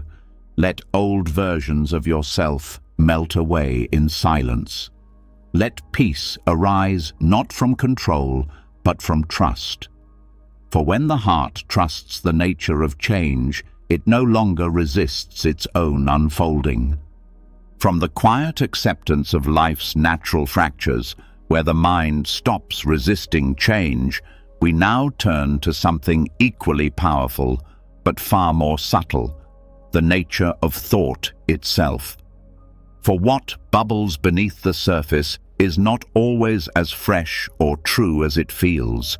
In fact, most thoughts are not truths of the moment. They are echoes, delayed reactions, remnants of something that has already passed. Once you realize this, a new level of freedom opens up, because the noise of the mind loses its urgency the moment it is recognized as an old sound. Thoughts come quickly and present themselves as facts. They comment, they predict, they narrate, and most people believe them without questioning them. But the mind is not a real-time instrument. It reacts, it filters, interprets, delays. What you believe you are experiencing is often just the mind catching up, providing an explanation, a judgment, a conclusion. But explanations are not experiences. And when this delay is recognized, the grip of thinking loosens. A thought may say, "This is too much," but the actual moment may be calm. The thought may scream, "I failed," while the body simply rests. It may repeat an argument that took place hours ago, or rehearse one that has not yet taken place. These are not truths. They are recordings, echoes of emotional waves that linger long after the wave has subsided. That doesn't make thoughts the enemy. It makes them something to observe more gently, more skeptically. Like when you hear a voice in a cave. You don't run away because you hear the sound. You recognize that it is delayed, distorted, shaped by the space it moves through. The mind works in a similar way. It processes based on history, on patterns, by fear, by desires. But none of that makes what it says a reliable mirror of the moment. That's why so many thoughts repeat themselves. The mind doesn't invent anything. It recycles. It replays memories. It amplifies old stories. It repeats interpretations. That's not because the mind is flawed. It's because it's conditioned. It's designed to protect, predict, prepare. But these functions often go beyond the limits of the present. They color it with worries. They drown it in judgments. They blur it with past pain. Buddhism does not ask you to stop thinking. It invites you to question your automatic belief in thoughts, to pause long enough to ask, is this thought a reflection of the present or an echo of the past? And most of the time, you will find that the latter is the case. In this gap between mind and moment, awareness arises, and it is awareness that transforms noise into insight. When this becomes practice, something changes. Your reaction time slows down, not because you suppress thoughts, but because you don't obey them immediately. A thought arises, and instead of reacting to it, you observe it. You notice how it changes, how it fades, how the emotion that accompanied it subsides simply by your noticing it. This is how the grip of mental noise begins to loosen, not through silence, but through space. This space reveals another truth. Just because a thought is loud does not mean it is important. Just because it is persistent does not mean it is true. The mind often screams when it is uncertain.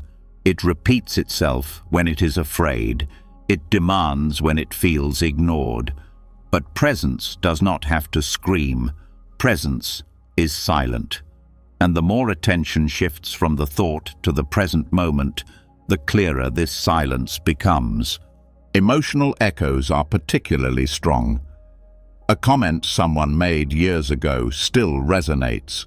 A mistake still haunts you, not because it is still happening, but because the echo has not faded away. These are the loops that people get stuck in, not because they are trapped in events, but because they are trapped in delayed thoughts about the events. and recognizing the delay breaks the spell. You can even observe this in physical reactions. The body tenses up before the mind can identify the reason. The stomach cramps before the thought arises. This shows that the experience happens first. The interpretation comes later. And often the interpretation is inaccurate. It's a guess, a story. And once you see this story unfold in slow motion, you can let it pass like the weather. This does not mean ignoring your thoughts. It means dealing with them differently, with gentleness, with curiosity. You don't ask, "What does this thought want me to do?" Instead, you ask, "Where does this thought come from?" And often it comes from habit, from the past, from fear that tries to disguise itself with the mask of logic. But you don't have to believe every mask. This approach also helps in conversations. Instead of reacting to what is said, notice the thoughts that arise. Let the first reaction pass. Respond from a place of clarity rather than from an echo. This makes communication clearer, less defensive, more down to earth. Meditation helps to sharpen this awareness, not by stopping thoughts, but by making the delay visible. You sit there and your thoughts race, but over time, you notice that the waves come later than your breath. You feel the difference between a direct sensation and the mind's commentary on it. And in this awareness, peace begins. Because you realize that the moment does not need to be fixed. It needs to be felt. Thoughts, as echoes, also explain why people sometimes feel fear for no reason. The original cause is gone, but the mind has not caught up yet. It is still playing the old sound. And without this awareness, you believe that the fear must be current. But it is not. It is a remnant, a delay. And once you recognize it, you can let it go. The more you see thoughts in this way, the more compassion arises for yourself, for others, because you understand that most of what people say and do has nothing to do with the present. It has to do with the past. They are responding to echoes, just like you sometimes do. And when that is clear, forgiveness comes more easily.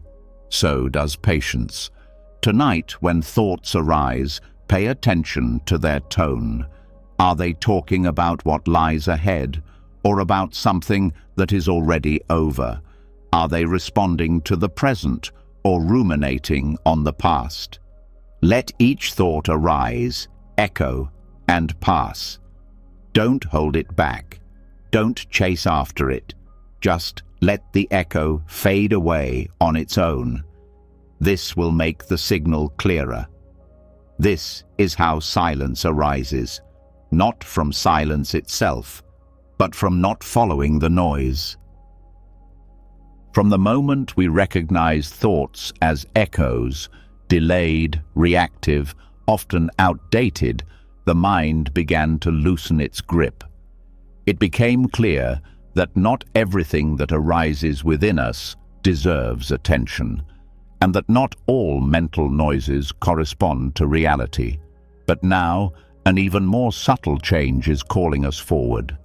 Beneath the thoughts, between the words, in the silence they leave behind, there is something else, not emptiness, but living silence. And in this silence, the deepest form of peace begins. It does not arise from more thinking. It arises from learning to listen to what is not said. There is a space between thoughts, just as there is between spoken words. Most people do not perceive it because their minds are trained to search for meaning, analyze content, and remain active. But peace is never found in noise. It is found in the pause before the next thought arises. It is found in the silence that surrounds every word, like the sky surrounds the clouds. When you touch this silence, the mind comes to rest, not because it has solved something, but because it has remembered something simpler than solving: being. This exercise is not about removing thoughts. It is about shifting your attention. Instead of clinging to the content of your thoughts, you begin to settle into the space around them, like the silence before a bell rings, the silence that holds the sound, the silence between heartbeats. This is not conceptual, it is direct, it is subtle, and it changes your life once you recognize it. The mind works quickly because it believes that thinking is essential for survival. It jumps from one point to the next, filling the space with explanations, plans, and judgments. But none of this brings true peace. Peace begins in the pause, not because the pause is empty, but because it is full in a different way, full of presence, full of depth, full of awareness that is not pursuing anything. You can start this exercise by listening, not to music, not to voices, but to the silence itself. Sit down for a moment and pay attention to where the sound stops, not just the absence of noise, but the quality of the silence beneath it. This silence is not passive. It is alert. It is alive. And the more you engage with it, the more the mind stops filling it with thoughts. The same is true of mental silence. You think, and then there is a gap, a few seconds without words. Most people don't notice this, but this gap is the gateway. It is the place where you stop being a thinker and begin to be consciousness itself. Thoughts are loud, presence is silent, but silence is not empty. It is complete in a different way. Words are tools, but space is the canvas. Without it, nothing can be seen clearly. When the mind lives only in words, it becomes like a song without pauses, constant noise, no rhythm, no beauty. But when it begins to feel the space between the notes, it begins to understand music, not just sounds. That is what this exercise invites you to do. Not just more inner dialogue, but awareness of the silence that gives meaning to thinking. In conversation, this shows up in pauses before speaking. Don't answer too quickly. Let what has been said sink in. This allows for deeper understanding. It creates space for insights, for empathy, and more importantly, it allows both conversation partners to connect without filling every second with noise. This is what makes silence so powerful, not as an absence, but as a presence.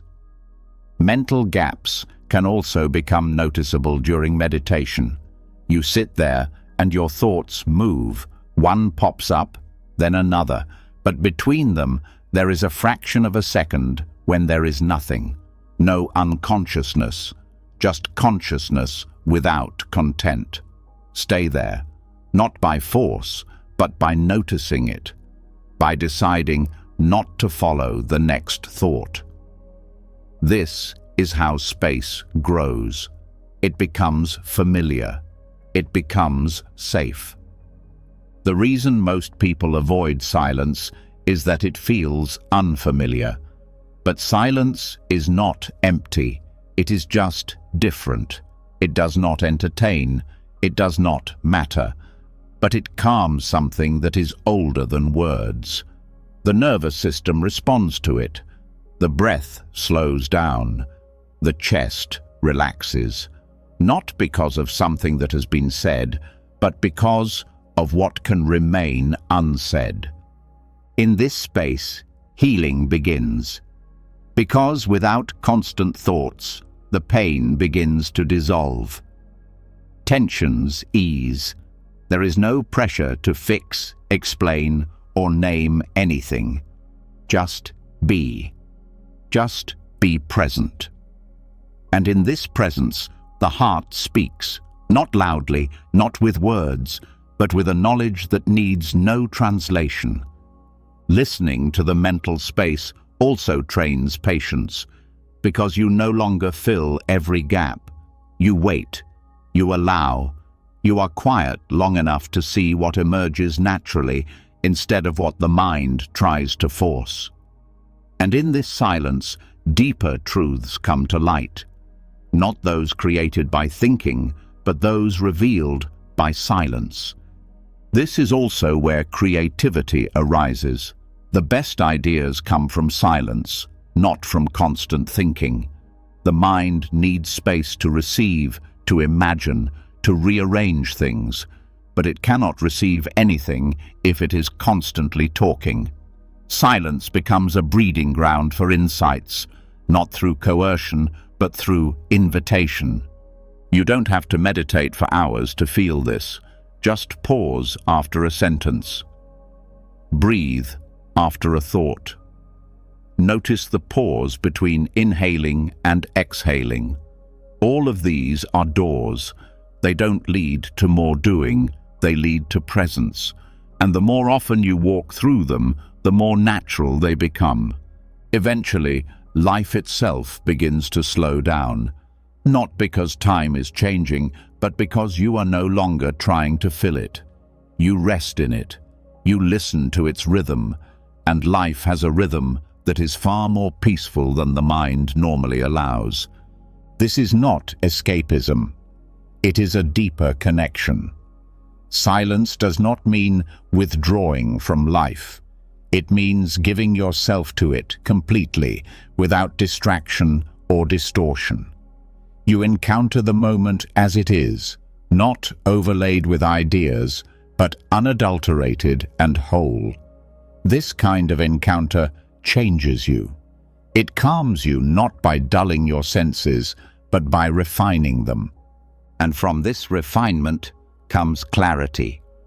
Decisions become easier, reactions become milder, relationships deepen, not because you have done more, but because you have said less, thought less, and listened more, to the space, to your breath, to the quiet voice beneath the noise.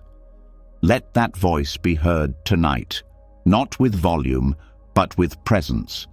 Hear every breath, not just the inhaling and exhaling, but also the pause in between.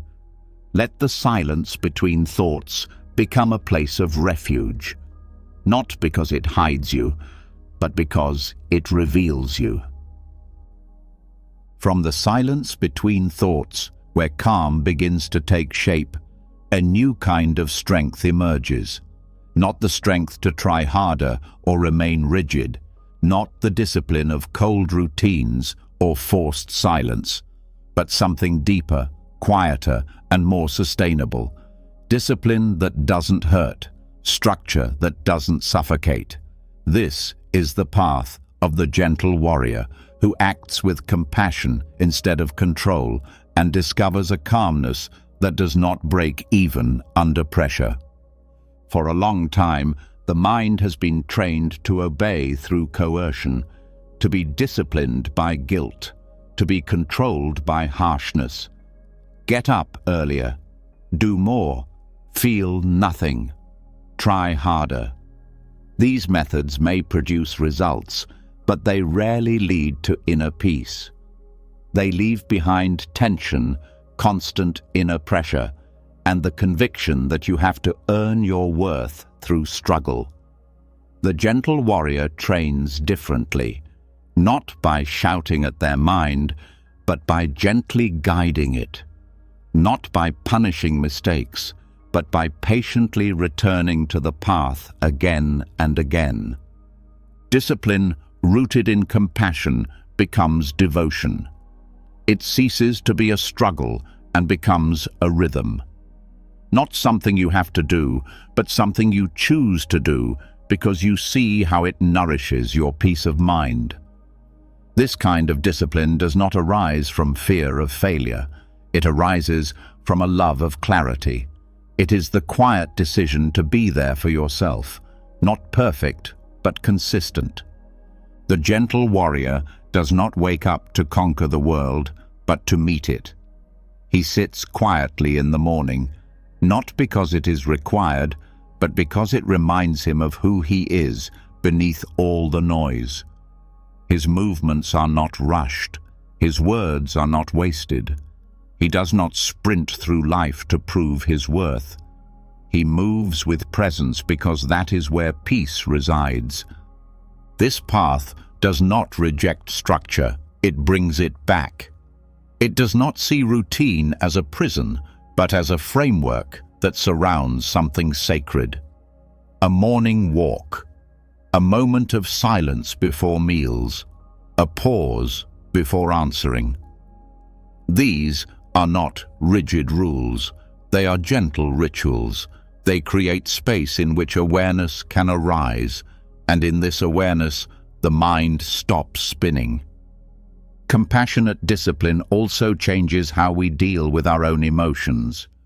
When the mind is wild, the harsh inner voice wants to silence it. You shouldn't feel that. You're failing again. But the gentle warrior listens. He doesn't believe everything the mind says, but he doesn't attack it either. He guides it back with patience, with breath, with steady steps. This does not mean that gentleness turns into laziness. The gentle warrior is committed, but his commitment is pure. It is not driven by shame. It is not fueled by the need to prove himself. It is rooted in understanding. He has seen what happens when the mind remains untrained, how it creates suffering, how it clings, how it panics. That is why he sticks with the practice, not to earn peace, but to return to it. Mindful discipline is also forgiving. If you skip a day, it doesn't lead to a downward spiral. When the mind wanders, it is not punished. It is noticed and brought back. This return is the practice. It is not about perfect presence. It is about constant readiness. This is how calm becomes stable, not through control, but through compassion that never disappears. This approach also changes how you interact with others. When you stop demanding perfection from yourself, you stop demanding it from others.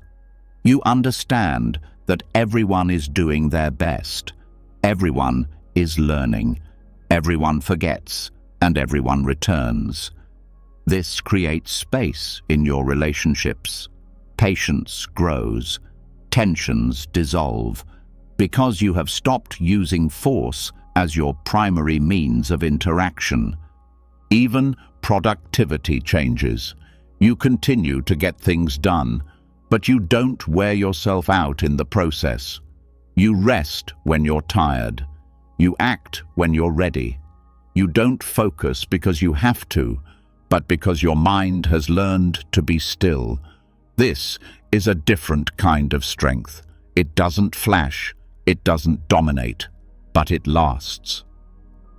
The gentle warrior also knows how to say no, not out of anger, but out of clarity, not because of rules, but because it suits them. They choose what nourishes their inner peace and let go of what disturbs it. This makes their life simpler, not smaller, but more conscious. Every action springs from awareness, not urgency. Therein lies a strength that most people overlook, a quiet determination, a quiet discipline. You don't always see it on the surface, but it's there, in the way they breathe through difficulties, in the way they return to the mat even when they are distracted, in the way they speak kindly to themselves after a setback. That is the warrior within them, not the fighter, but the one who always returns to the present. Over time, this kind of discipline shapes the nervous system. The body stops tensing up all the time. The mind stops fearing silence. The heart softens and finds a rhythm of caring. Not because everything is easy, but because the relationship with challenges has changed. It's no longer about dominance, it's about dedication. This discipline is taught with every breath, every time you sit down, even if you are distracted, every time you pause instead of reacting, every time you leave space for silence instead of filling it with noise. Every moment becomes a workout. Every return becomes a muscle. And over time, your mind becomes calm. Not always silent, but calm enough to listen, calm enough to decide. Let your discipline be gentle tonight. Let it guide you back without judgment. Let it walk beside you instead of pushing you forward. Let your strength come not from how loud you are, but from how quiet you remain when everything else gets loud. From the quiet power of compassionate discipline, where strength is replaced by presence, we now come to the smallest movements of everyday life, those that are most overlooked, those that often happen in passing. This is where the practice deepens, not in great efforts, but in subtle decisions. And one of those decisions is attention. Not just concentrated effort, but a gentle, continuous attention that flows through everything. This is the tea ceremony of attention, a way of transforming life itself into meditation, not through withdrawal, but through the way you touch each moment. There is something sacred in simplicity, not because it is dramatic or profound, but because it is lived to the full. Tea making becomes a gateway, not for the sake of tea, but because of what it reveals about the quality of mindfulness behind every movement. You fill the kettle, you wait, you pour, you hold the cup. And when your attention is fully present, every step becomes rich. Time slows down, the senses awaken, and the mind, accustomed to hustle and bustle, begins to relax. It's not about doing something unusual, it's about doing the ordinary in an unusual way, with presence, with care, with silence behind the movement. It's not the task that changes you, it's the way you do it. The same goes for washing dishes, folding laundry, or putting on your shoes. Every action becomes a form of stillness when performed with full awareness. The tea ceremony is a metaphor for this way of life. Every step is deliberate, not rushed, not thoughtless. It invites you into a kind of rhythm that brings you back from the storm of your thoughts to the simplicity of the moment. When the hand moves slowly, the mind follows. When the cup is held with care, the heart finds peace. When no part of the process is skipped, life ceases to be something to get through. It becomes something to be with. In this way, calmness becomes a way of life and not just a goal of meditation. When attention permeates everyday life, the nervous system finds its regulation not only during the practice, but also between practices. The mind stops jumping back and forth between tasks and begins to move with them. The body stops resisting the next task and begins to open up to the task at hand. Even the breathing changes. During these small mindfulness exercises, the breathing deepens naturally. The heart rate slows down. The chatter of the mind falls silent, not because you force it to, but because it no longer has any power. This is the power of conscious mindfulness. It does not push the mind away, but gently guides it home. The most important thing in this exercise is to remember. Notice when you get lost in distractions and then gently return to the present action. This return is everything. That is the whole journey. Whether you are holding a teacup, tying your shoelaces, or closing a door, it is not about the action. It is about the quality of mind with which you perform it. Are you present, or are you rushing ahead? Do you feel what you are holding in your hands, or are you lost in thought? This does not mean that every moment will be profound. Some will be boring, some will be loud, some will be accompanied by frustration or fatigue. But even these moments can be met with attention. You don't need peace and quiet to practice. You practice to find peace and quiet. And sometimes the practice is simply to become aware that you are distracted and to remain kind to yourself as you return. Mindfulness is not a compulsion. It is an invitation. It says, "Come back.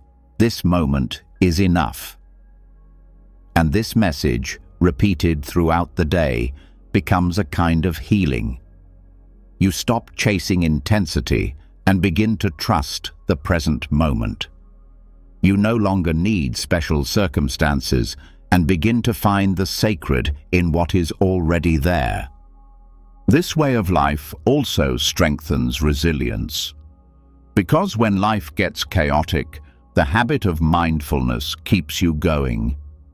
The mind doesn't spin in circles so quickly. The breath stays calmer. The body feels safer, not because you're in control of everything, but because you're fully present, completely and utterly. And this presence provides stability. When tea becomes meditation, everything else becomes meditation too. Eating slows down. Walking becomes quieter. Conversations become deeper, not because of what is said, but because you are fully present to listen. Distractions are still there, but they lose their influence. You have trained yourself to come back, to pause, to feel. Even boredom is transformed. What once felt boring becomes rich. What once felt repetitive becomes a rhythm. Attention reveals the texture of everything: warm water on your hands, the weight of a cup, the sound of your breath through your nose.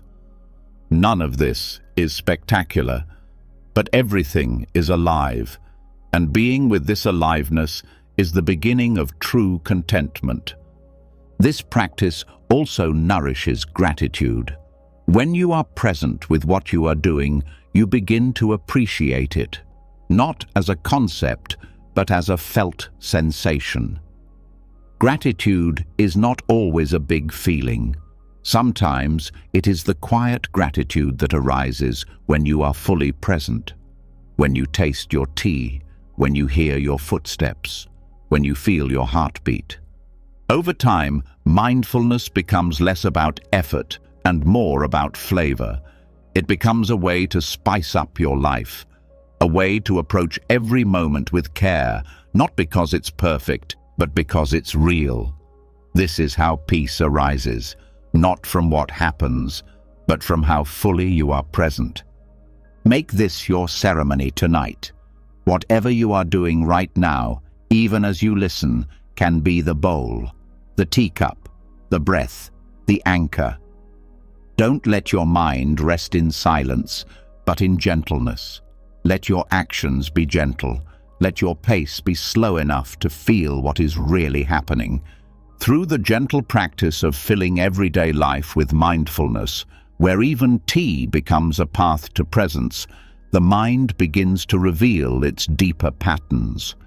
And one of the most obvious patterns, once you are quiet enough to notice it, is the loop. The repetition. The thought that arises not because it belongs to the moment, but because it has not been detached from the past. These are ghost thoughts. They are not real in the present, but they are nevertheless omnipresent. They echo without roots.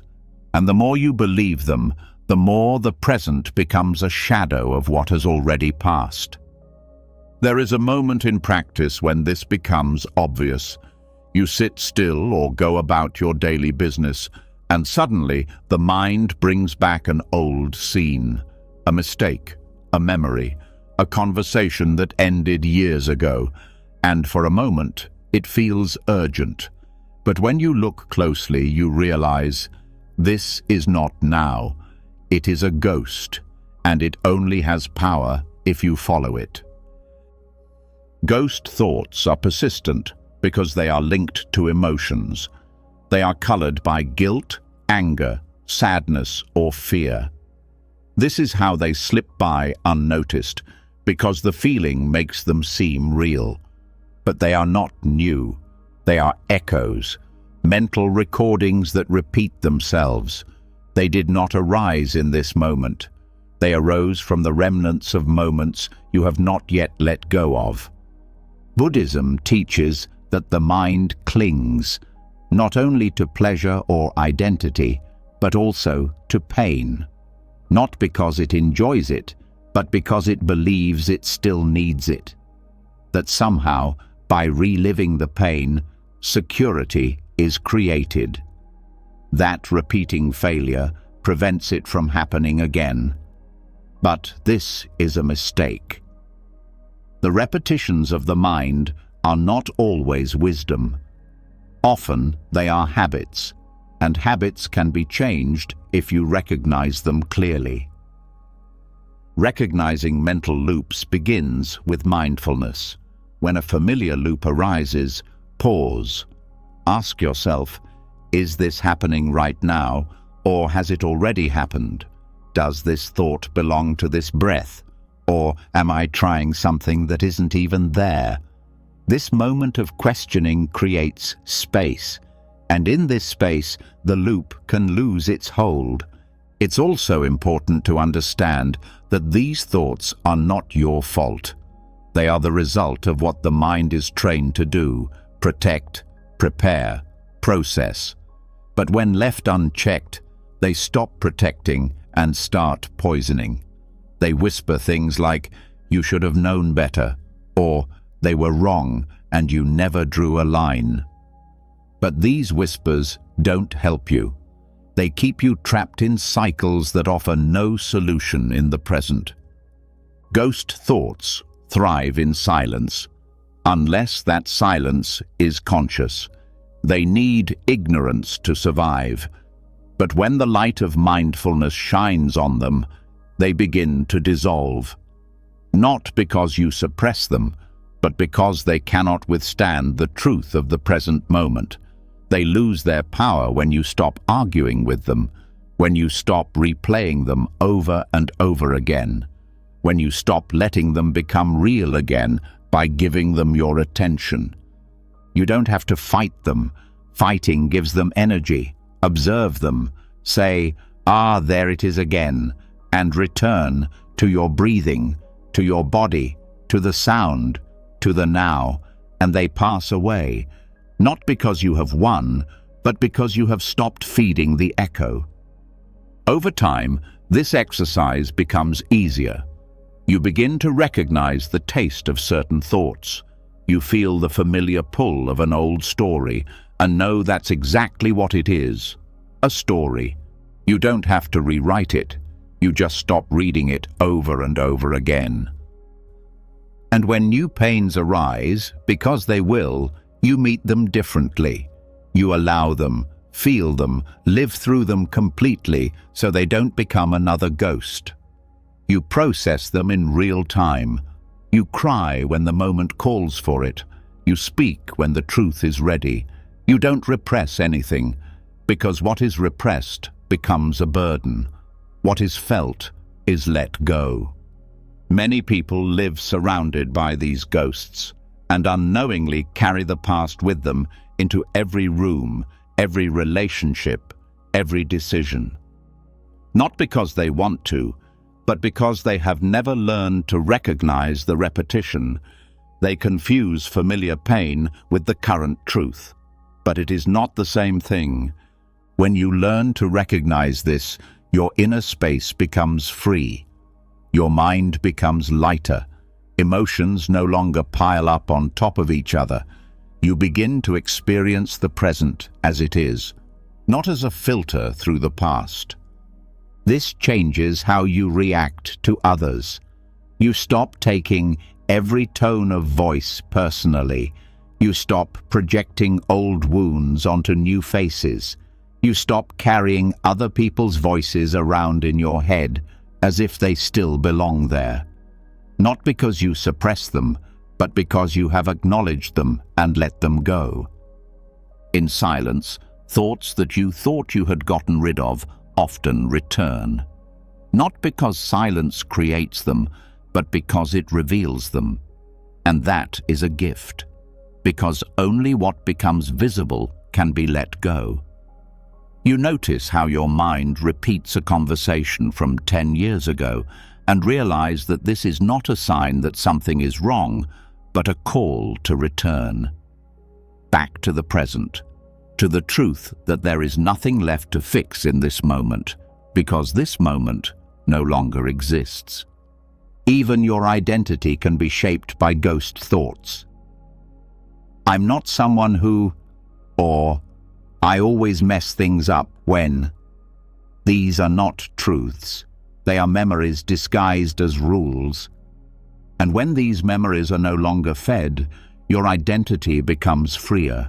You cease to be the sum of what has happened. You begin to be the sum of what you perceive. Make this your exercise for tonight. Not to chase away the ghosts, just to see them clearly, to notice what comes up and gently ask, is this a visitor from the present or a shadow from the past? If it's a shadow, you don't have to banish it. You just stop running into it. You let it pass like smoke, like wind through an open window. Now that the ghost thoughts have been recognized for what they are, echoes of something that has already passed, the mind begins to breathe again. Lighter, less entangled. But even beneath these repetitive loops lies something deeper, something quieter, but far more influential. The constant story of me, the identity that forms like a sand mandala, each grain carefully shaped by memories, emotions, culture, fears, desires, and like a mandala, it is complex, beautiful, but not made to last forever. Tonight, we enter this pattern, not to destroy it, but to dissolve it. Not out of loss, but to find peace beneath the image we have of ourselves. Most of what we believe about ourselves did not begin with us. It was given to us, repeated, shaped, over years, through the words of our parents, the expectations of society, reactions to praise or pain. And slowly, these impressions solidified. I am the fearful one. I am the strong one. I always mess everything up. I never finish anything. These labels became identity, and identity became habit. But the danger lies not only in labeling, it lies in believing that it is permanent. A fixed identity creates tension, because it tries to freeze something that is constantly moving. The mind, like everything else, is fluid. But when it believes, this is who I am, it builds walls. And those walls become prisons. They resist change. They fear challenges. They defend themselves instead of giving in. And over time, that defense becomes exhaustion. Buddhism does not teach you to become a better person. It invites you to realize that there has never been anyone who was unchanging.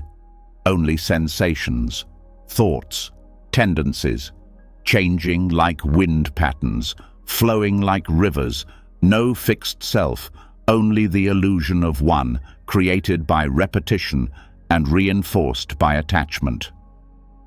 When you realize this clearly, something incredible happens. The pressure to always be yourself begins to ease. You stop playing to an imaginary audience. You stop protecting an image that doesn't have to be real. And peace returns, not because you have become more, but because you have let go of the need to be something specific. This does not make you empty, it makes you expansive. Without a fixed identity to preserve, you become more present, more flexible, more honest. You don't try to live up to a story, but respond to what is real. You don't have to be the calm one. You don't have to be the broken one. You are simply what is true in this moment. And that truth can change with every breath. The metaphor of the sand mandala helps here. In Tibetan tradition, monks spend hours, sometimes even days, creating a mandala out of colored grains of sand. Elaborate, beautiful. And when it is finished, they sweep it away. Not out of sadness, out of understanding, that nothing is meant to last forever, that beauty can exist without attachment, that peace does not come from preservation, but from participation. Your identity is like that, something that has been shaped over time, something to be cherished, but also something that is allowed to change. The person you were a year ago no longer exists. The version of you from your childhood no longer exists. Even the person you were this morning has changed slightly. It is an illusion to believe that a single version of you was ever the whole truth. This realization should not unsettle you, but liberate you. Because when the self is not fixed, growth becomes natural. You are not betraying yourself when you evolve. You are not fake when you change. You respond to the present with a mind that is no longer trapped in old patterns. Even emotions are shaped by identity. If you believe, I am an angry person, anger becomes an expectation. If you believe, I am weak, fear becomes a habit. But these are roles, not facts. They are chapters, not the whole book. And when the mind no longer clings to a single storyline, new responses can emerge, gentler ones, wiser ones. This also changes our relationships with others. When you stop defining your own identity, you stop defining the identities of others. You stop seeing people as static labels. The difficult one, the selfish one, the one who always disappoints. And in this softening, compassion grows. Not as an exercise, but as a byproduct of seeing others as changeable too. Dissolving identity does not mean losing boundaries. It means allowing those boundaries to be shaped by presence rather than old definitions. You can still say no, you can still walk away, but not out of ego, but out of clarity. Not to defend who you think you are, but to take care of what is truly unfolding. This fluidity also brings creativity. When you don't try to stay consistent, you can try new things. You can surprise yourself. You can fail without it becoming a personal crisis. You can learn faster because you're not protecting your image, you're promoting your growth. It also makes transitions easier. Endings hurt less. Beginnings feel less stressful because you're not dragging a heavy self through every door. You move easily. You let history breathe. You see every day as part of the mandala, not as the final version, but as part of a living design that is meant to change. Meditation reveals this in a gentle way. If you sit long enough, you will see it, how the feeling of I flickers, how it tenses up with your thoughts, how it relaxes with your breath. In some moments, it disappears completely, and what remains is not emptiness, it is peace. A presence without a label, a silence without boundaries, a mind without armor. In this space, fear also loses its sharpness, because most fears relate to the self. Fear of being hurt, fear of being seen, fear of not being good enough. But when the self is not held so tightly, these fears do not stick. They pass by like wind through open windows, not because you are detached, but because you no longer have anything to hold on to. Let your story be sand tonight. Let it fall away. Let it scatter. Not as erasure, but as freedom. You are no longer the person you were yesterday. You are not the person your thoughts describe. You are not your pain. You are not your past. You are something softer, something closer to breath than name. From the gentle detachment from identity, where the self no longer clings to labels or stories, something deeper and more primal begins to call, not from within the mind, but from outside, from the body, from the earth, from the spaces where thought fades and rhythm speaks. This rhythm has no words, but it has a language that the nervous system remembers. Tonight, we don't breathe to control the body, but to reconnect it with the world. We learn to breathe with the trees, slowly, deeply, calmly, and in doing so, we begin to calm not only the mind, but the entire system that supports it. There is something about trees that calms the nervous system even before a single thought arises. Their silence testifies to a different kind of intelligence. Their movements, guided only by the wind, the sun, and time, invite us to slow down, a rhythm without haste, without resistance, without performance. And this rhythm is not separate from you. It is the rhythm your breath knew before it was trained to race. The nervous system responds more deeply to rhythm than to words. Breath is its first language, and when the breath becomes fast and shallow, the body goes into alert mode. Even when there is no danger, the mind begins to scan, the muscles tense, thoughts become more rigid, but when the breath slows down, the signal changes, safety returns, presence awakens again. And one of the most effective ways to remember this slow breathing is to observe nature, because it has never forgotten it. When you watch the branches of a tree rise and fall, the leaves move in waves, or the grass sways in the wind, you begin to feel a rhythm that underlies everything. It is not mechanical. It is not forced. It is slow, but it is alive. The same rhythm also exists in your body, but stress, noise, and sensory overload tear you away from it. And every time you return, it is not a correction, it is a reunion. Breathing with trees is not about copying their form. It's about matching their pace, feeling how long it takes for a branch to rise and lifting your breath with it. Not to manipulate your breath, but to lengthen it naturally, to let your breath sink with the wind. Let the rhythm of the earth remind the rhythm of your body how to slow down.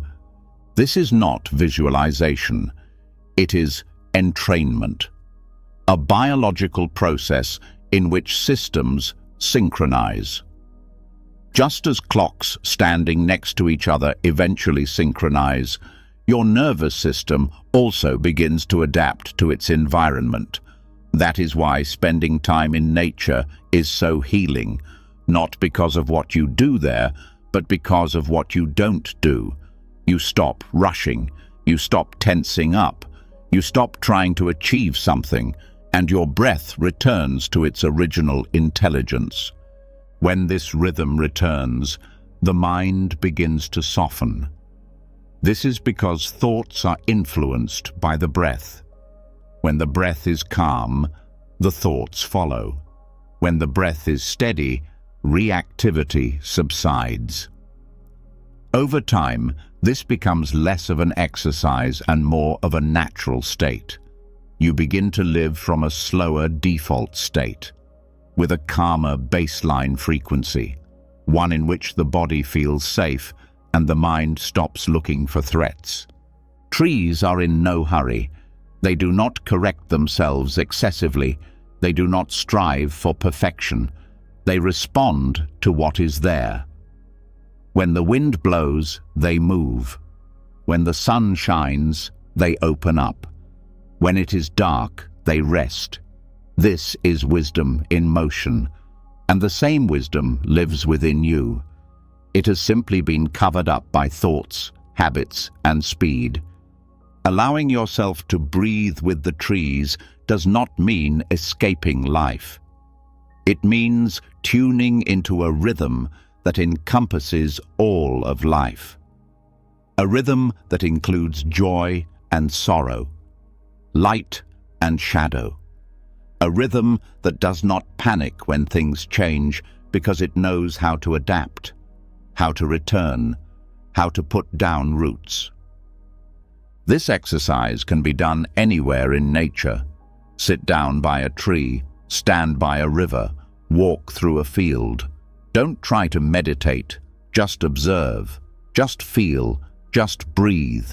Let your body find its rhythm again. Let your breath expand without counting. Let your gaze soften. Let your skin listen to the wind. Let your muscles release everything they don't need.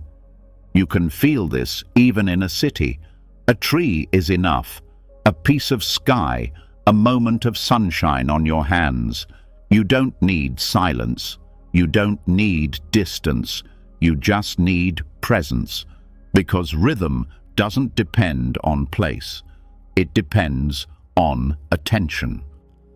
This is not a technique for fixing something. It is a way to return to what is not broken. You are not training your breath. You are training away the habits that have thrown it out of balance. And when that balance is restored, something very old relaxes within you. A kind of memory, a kind of homecoming. Over time, this changes your emotional life. Emotions come and go, but they don't overwhelm you. You feel sadness without breaking down. You feel joy without clinging to it, because your breath has taught your body that waves are something safe. That rhythm can cushion pain. That calm is not the absence of feelings, but the container that gently envelops them. You also begin to perceive time differently. When you tune into the natural rhythm, the minutes stretch out. The hours become softer. There is more space between events. There is less hustle and bustle, more breath between words, more presence between tasks. Life no longer feels like something you have to catch up with, but something you can move within. This movement is not linear, it is seasonal. Like trees, your energy changes, your focus shifts. And when you respect this cycle, you stop forcing productivity. You rest when it is time to rest. You act when it is time to act. And your nervous system thanks you by being more balanced, harmonious, and present. This practice also changes your relationship with other people. You stop adapting to their fear. You stop rushing their silence. You hold space like a tree holds shade, without having to fix anything, without rushing to say anything. Your calm becomes contagious, not because you try, but because your breath teaches others to slow down as well. Make this your exercise for tonight, not deep breathing, not forced breathing, just natural rhythm. Breathe in as a leaf rises. Breathe out as a branch lowers. Let nature become your metronome. Let silence become your teacher. Let each breath become a reunion with a tempo that brings peace. Now that your breath has returned to its natural rhythm, not through effort, but through the slow movement of the trees, something deeper begins to settle in. A calmness that comes not from doing less, but from needing less. The nervous system no longer has to work hard to keep up. The mind no longer has to justify every moment. A silence arises, not only between thoughts, but also within the desire itself. And in this space, another truth becomes clear. Peace is not found by getting more. It begins when you realize that you already have enough. This is the garment of contentment, the heart of Buddhist simplicity, and the end of restless desire. Restlessness arises from the belief that something is missing. The mind strives for more comfort, more success, more attention, more understanding. But every time it reaches for something, the moment remains behind. The more it chases, the less it rests. And slowly, without noticing, peace is pushed further and further away, not by suffering, but by desire. In the Buddhist tradition, monks wear a robe that symbolizes simplicity. It is not just clothing, it is a statement, a reminder. It stands for letting go of the superfluous, of disorder, of complications. And although most people will never wear such a robe, the call is the same: to live in such a way that you can say, "This is enough," not as resignation, but as freedom. The robe of contentment is not made of fabric. It is made of decisions, of giving up the need to prove yourself, of giving up the need to always be searching, from giving up making every moment a springboard for the next. It is woven from contentment, from the courage to linger in what is already there, and from the clarity to recognize how much energy is lost through wanting.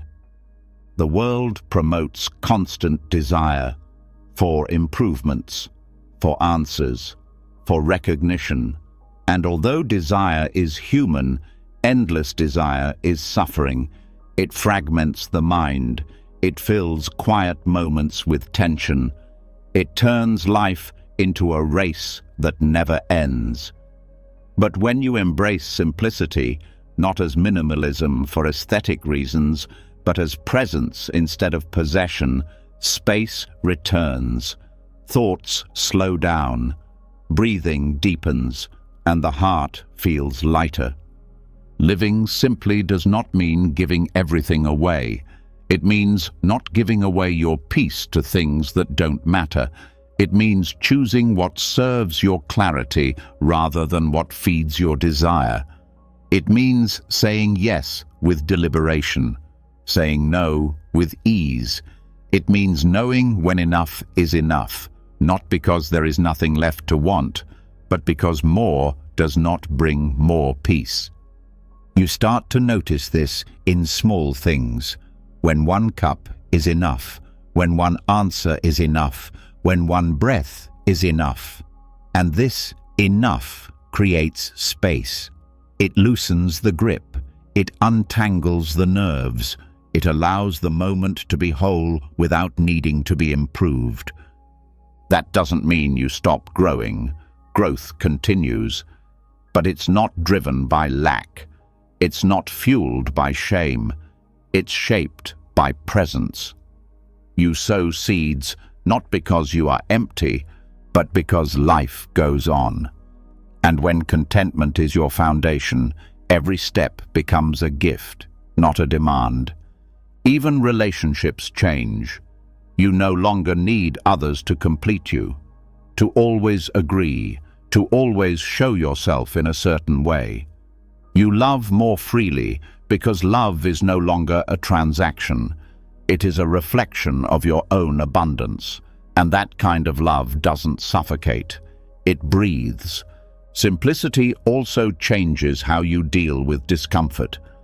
Because when the urge to escape it subsides, it becomes easier to stay.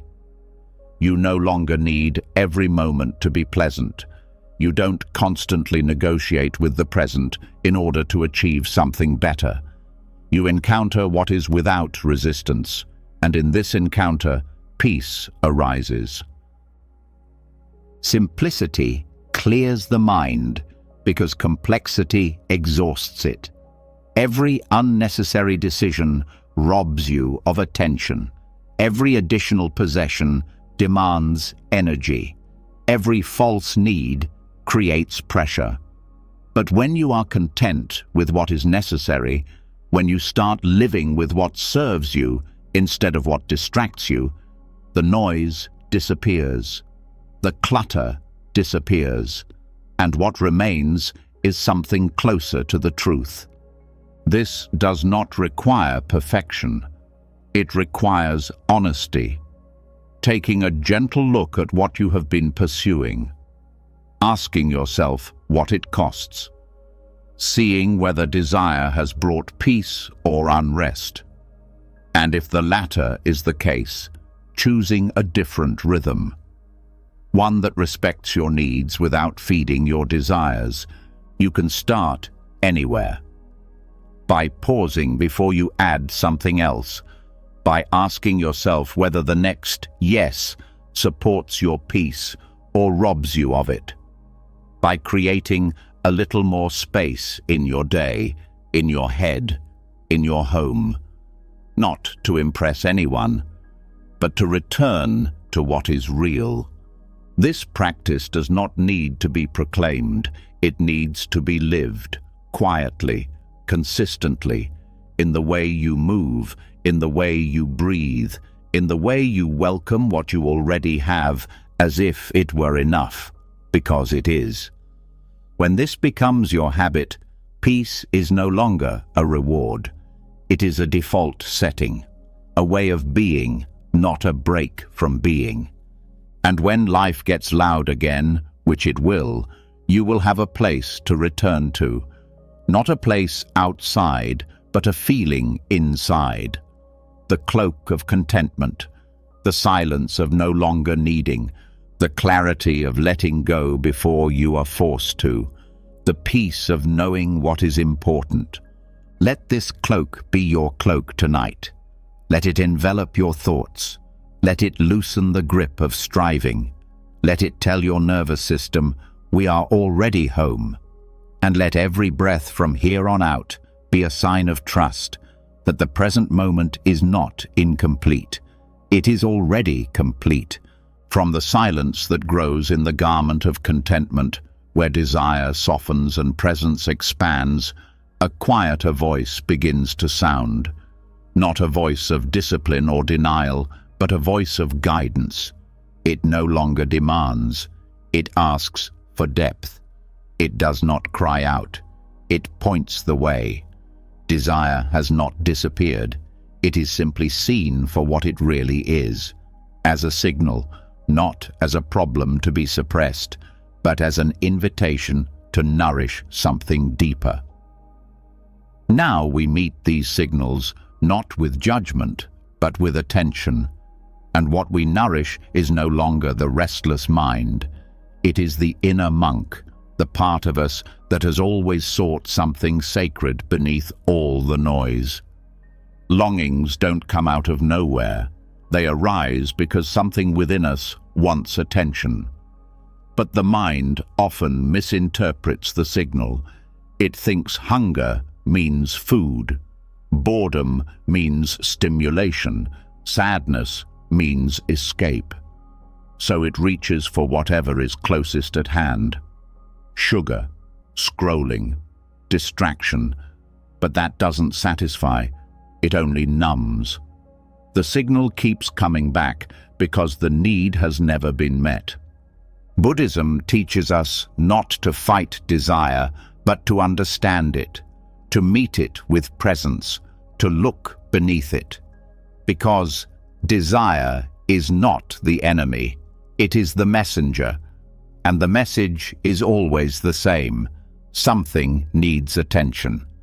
When you start listening deeply, the cravings become less chaotic.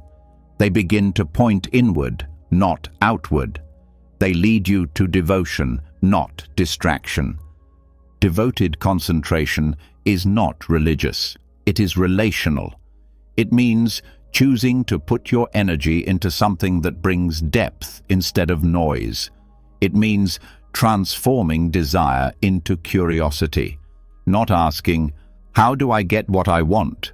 but "What does this really want?" This is how desire becomes clarity. When you stop feeding it with what is easy and start responding with what is true. This response begins with awareness. The moment desire arises, you pause, not to stop it, but to observe it, to pause it, to feel it fully instead of blindly following it. You name it. You breathe with it. You ask, "What is this desire pointing to?" And often the answer lies not in the object, but in the feeling, in the separation, in the absence of attention. The inner monk does not reject the body. He honors it. He does not shame the mind. He trains it, and he does not ignore desire. He refines it, transforms it from addiction to devotion, from compulsion to choice, from emptiness to fullness. Not with force, but through redirection, by nourishing the part of you that craves silence more than sugar, for connection more than comfort, for meaning more than pleasure. Longing often arises in silence because the mind is accustomed to constant stimuli. So when it becomes quiet, the mind panics. It wants something to hold on to. But if you stay, if you breathe, if you listen, you will find that there is no hunger beneath the longing. It is a longing for presence, for peace, for meaning. And when you give it that, the longing becomes quiet. Not because it has been suppressed, but because it has been heard. This is the exercise. Turn desire into a question. Not, "How do I get rid of this?" but, "What is this telling me?" And then give it. A breath, a walk, a prayer, a moment of attention to the body, a gentle touch on the chest, a return to something that nourishes the monk in you, not the merchant, not the addict, not the hunter, but the observer. The quiet one, the one who wants less but lives more deeply. Over time, this changes your relationship with all forms of desire. You don't reject them, you read them. The desire for connection becomes a call to speak honestly. The desire for success becomes a call to serve. The desire for comfort becomes a call to slow down. Every desire becomes a gateway. Every desire becomes a teacher. This also changes your nervous system, because when desire is met with conscious attention instead of quick rewards, the body stops chasing false highs. It begins to stabilize, to regulate itself. You no longer need dopamine spikes to feel good. You need presence, and presence doesn't break down, it sustains. Feeding the inner monk means developing habits that anchor you in clarity, not out of pressure, but out of reverence. You wake up and dedicate your first breath to the present moment. You eat mindfully. You walk without rushing. You speak from your heart. You don't do these things because they are easy, but because they nourish a part of you that cheap pleasures could never nourish. And when you fall, when you give in to old cravings, you don't collapse in shame. You don't spiral downward. You return. You say, "Ah, today I fed the wrong part. That's okay. I'm still learning how to listen. And then you come back to silence, to choice, to the part of you that is never in a hurry. This approach is not strict. It is gentle. It does not create rules. It creates space. Space to respond rather than react. Space to choose the deeper nourishment. To feel when you are feeding fear or clarity. To feel when you are chasing approval or returning to the present moment. Over time, the craving becomes less intense. Not because you've become numb, but because you've satisfied the hunger behind it. You've learned to give yourself what you really need: silence, meaning, care, connection. And through that, the craving becomes still, like a child who has finally been held in someone's arms. Make this your exercise for tonight. Don't fight the craving. Don't be ashamed of it. See it clearly. Ask it what it needs. Accompany it to its source and let it drink from something real.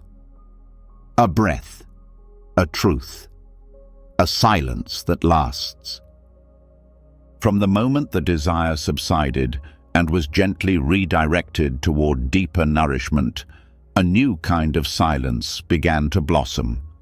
Not the silence of denial or absence, but the silence that arises when the search ends, when the mind stops chasing something to complete itself.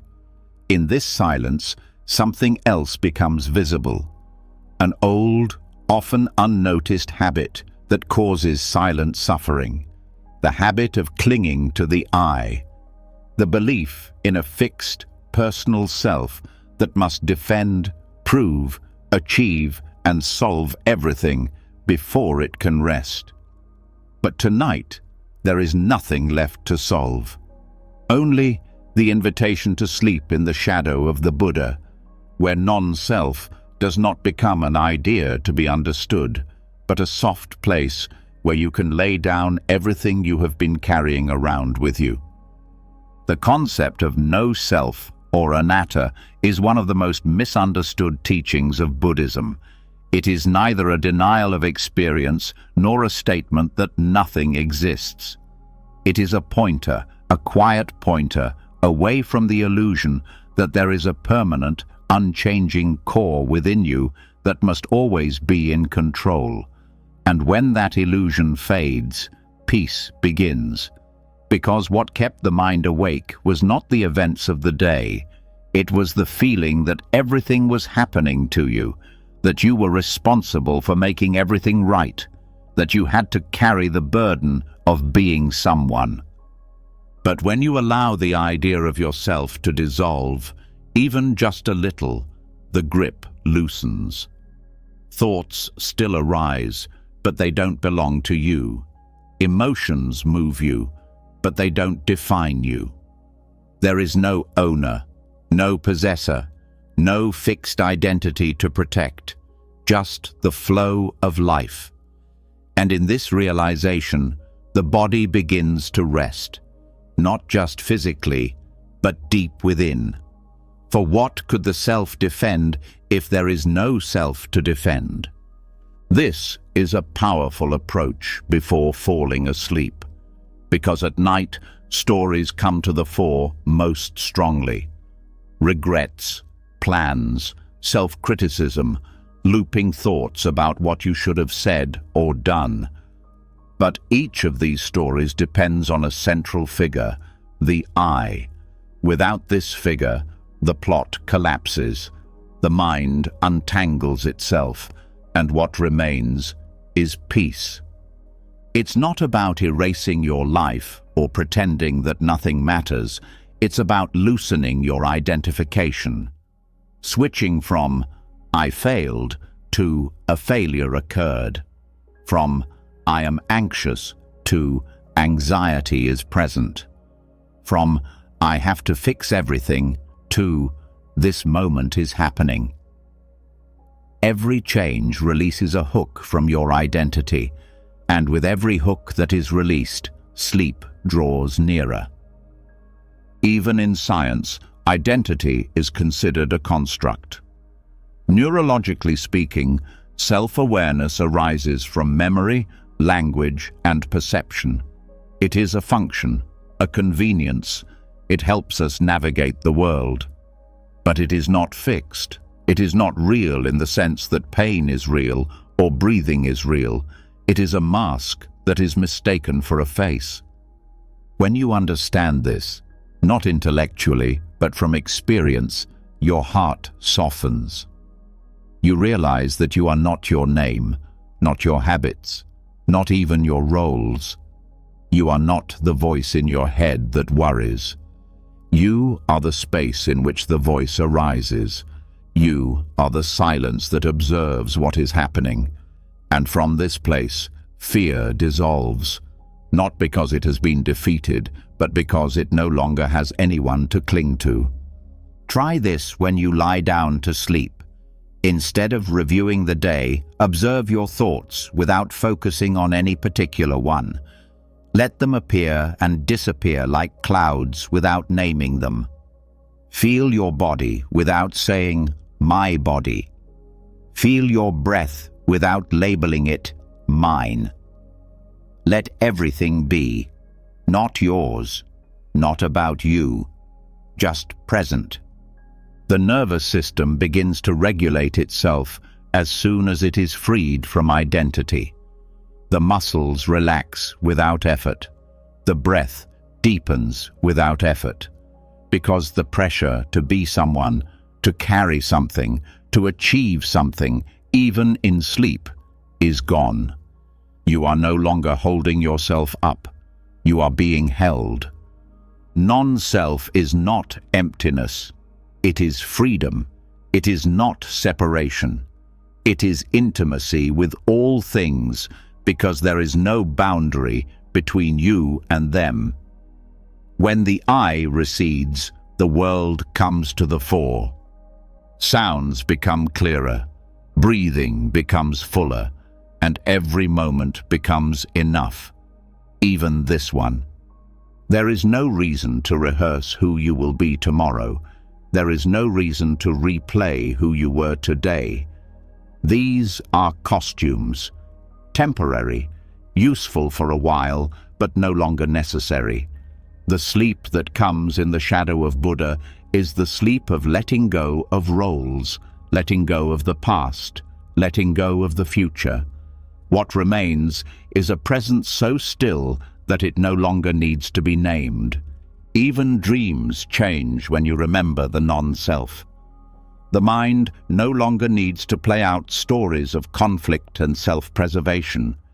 It can drift, float, rest in a consciousness that does not separate experience from the experiencer.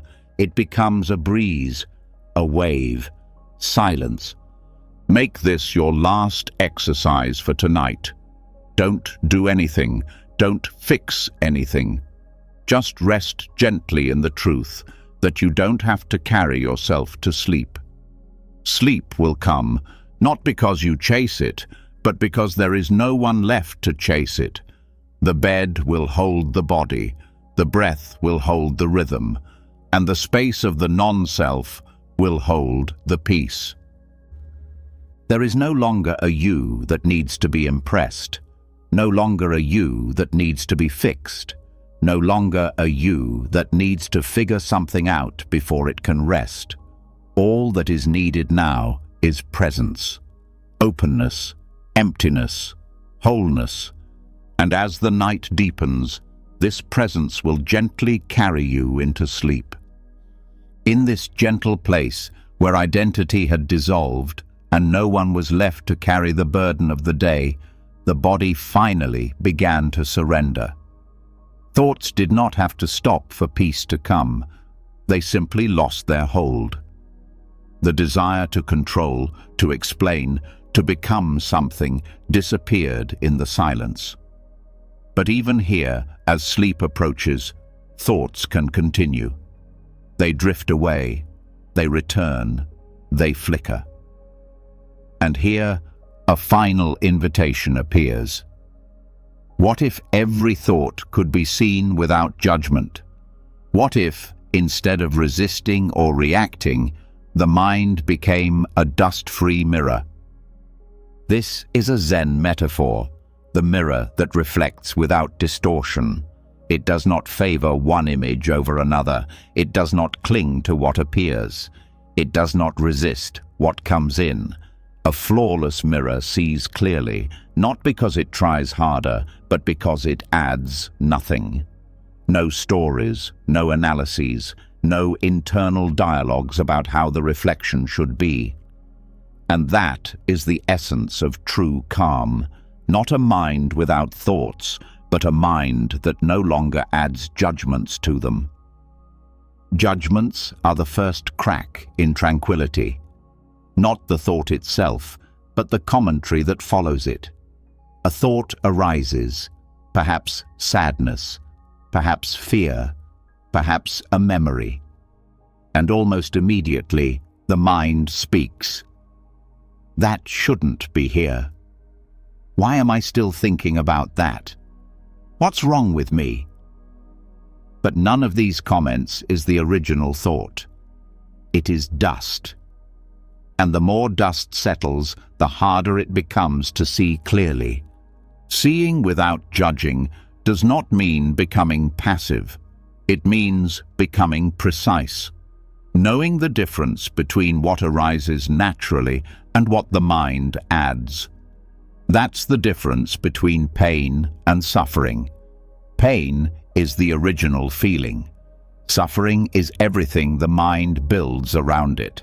When the mirror is clean, pain is still pain, but it doesn't stick.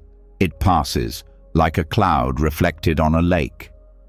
This clarity does not require silence. It requires honesty. To say, a thought has arisen, without saying, that means I'm broken. To say, there is tension, without saying, I must fail to stay calm. This is the mind returning to its original state, not empty of thoughts, but free of effort. You can practice this anytime, right now. As you listen, thoughts pass by.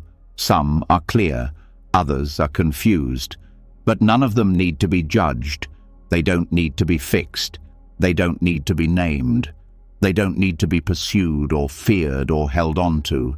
They just need to be seen, like wind blowing across water, like shadows passing over a mountain, simply noticed and allowed to be. This changes the nervous system, because stress is not only caused by the thought itself, but by the struggle against it, by the tension of resistance. However, when you let the thought pass through the mirror without comment, the body remains calm, the breath remains steady, the system remains open. Even so-called negative thoughts lose their sharpness in this way. Anger is just an impulse. Fear is just a signal. Shame is just an echo. But if you don't believe them and don't judge them, they lose their form. They pass by like noises, not like storms. The mind remains clear, not because nothing enters it, but because nothing sticks to it. That is why Zen teaches presence without preferences. Not to be unfeeling, but to stop pushing and pulling. To let joy come without clinging to it. To let sadness come without withdrawing. To see both as weather movements, not as definitions of who you are. Because who you are is the mirror, not what appears in it. Thoughts may come again and again. That is their nature. But you don't have to follow them. You don't have to analyze them. You don't have to give each one meaning. Some thoughts are just echoes. Some are old habits. Some are noise. But none of them are true until you declare them to be true. None of them define you unless you hold on to them. Seeing without judging also changes the way you talk to yourself. Your inner voice becomes gentler. The harshness disappears. Because you have stopped attacking the messenger.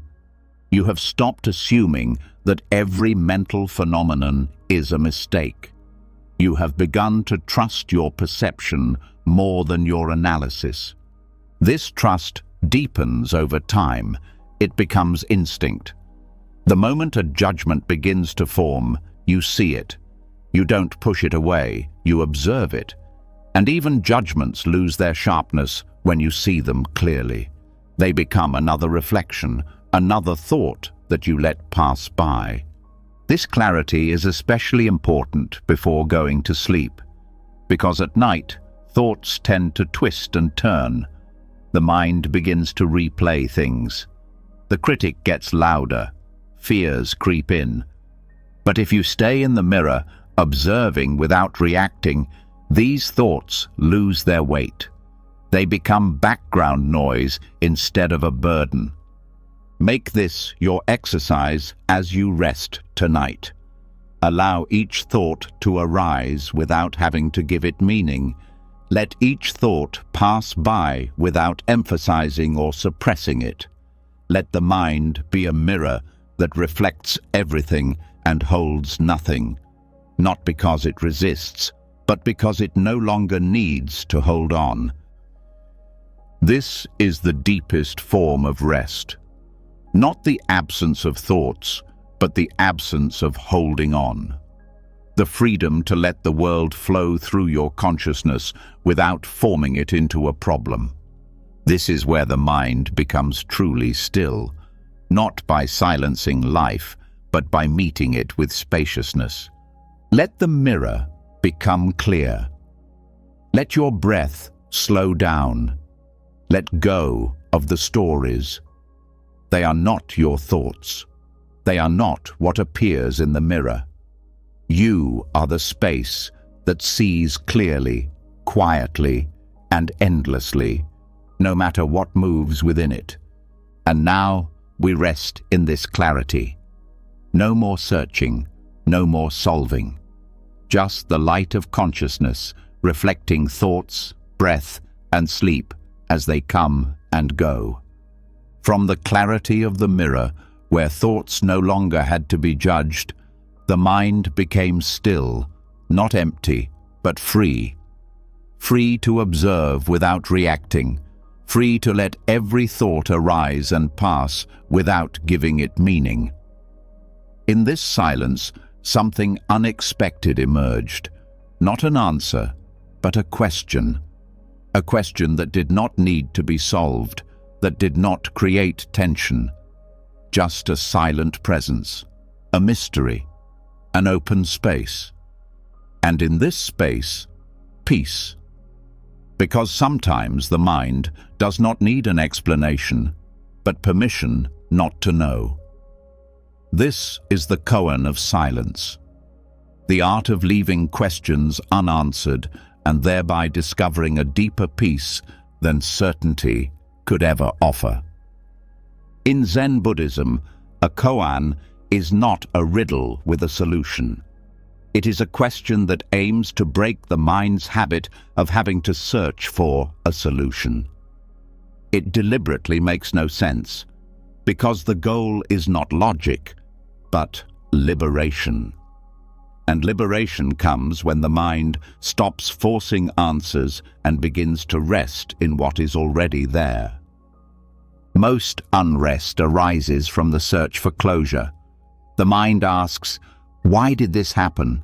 What will they think? What should I do? What if I fail?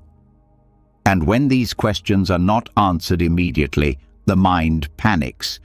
It goes round in circles. It spirals. But in truth, most of these questions do not need to be answered. They need to be held. They need to be acknowledged without being resolved. Because often it is precisely the desire for certainty that keeps peace out of reach.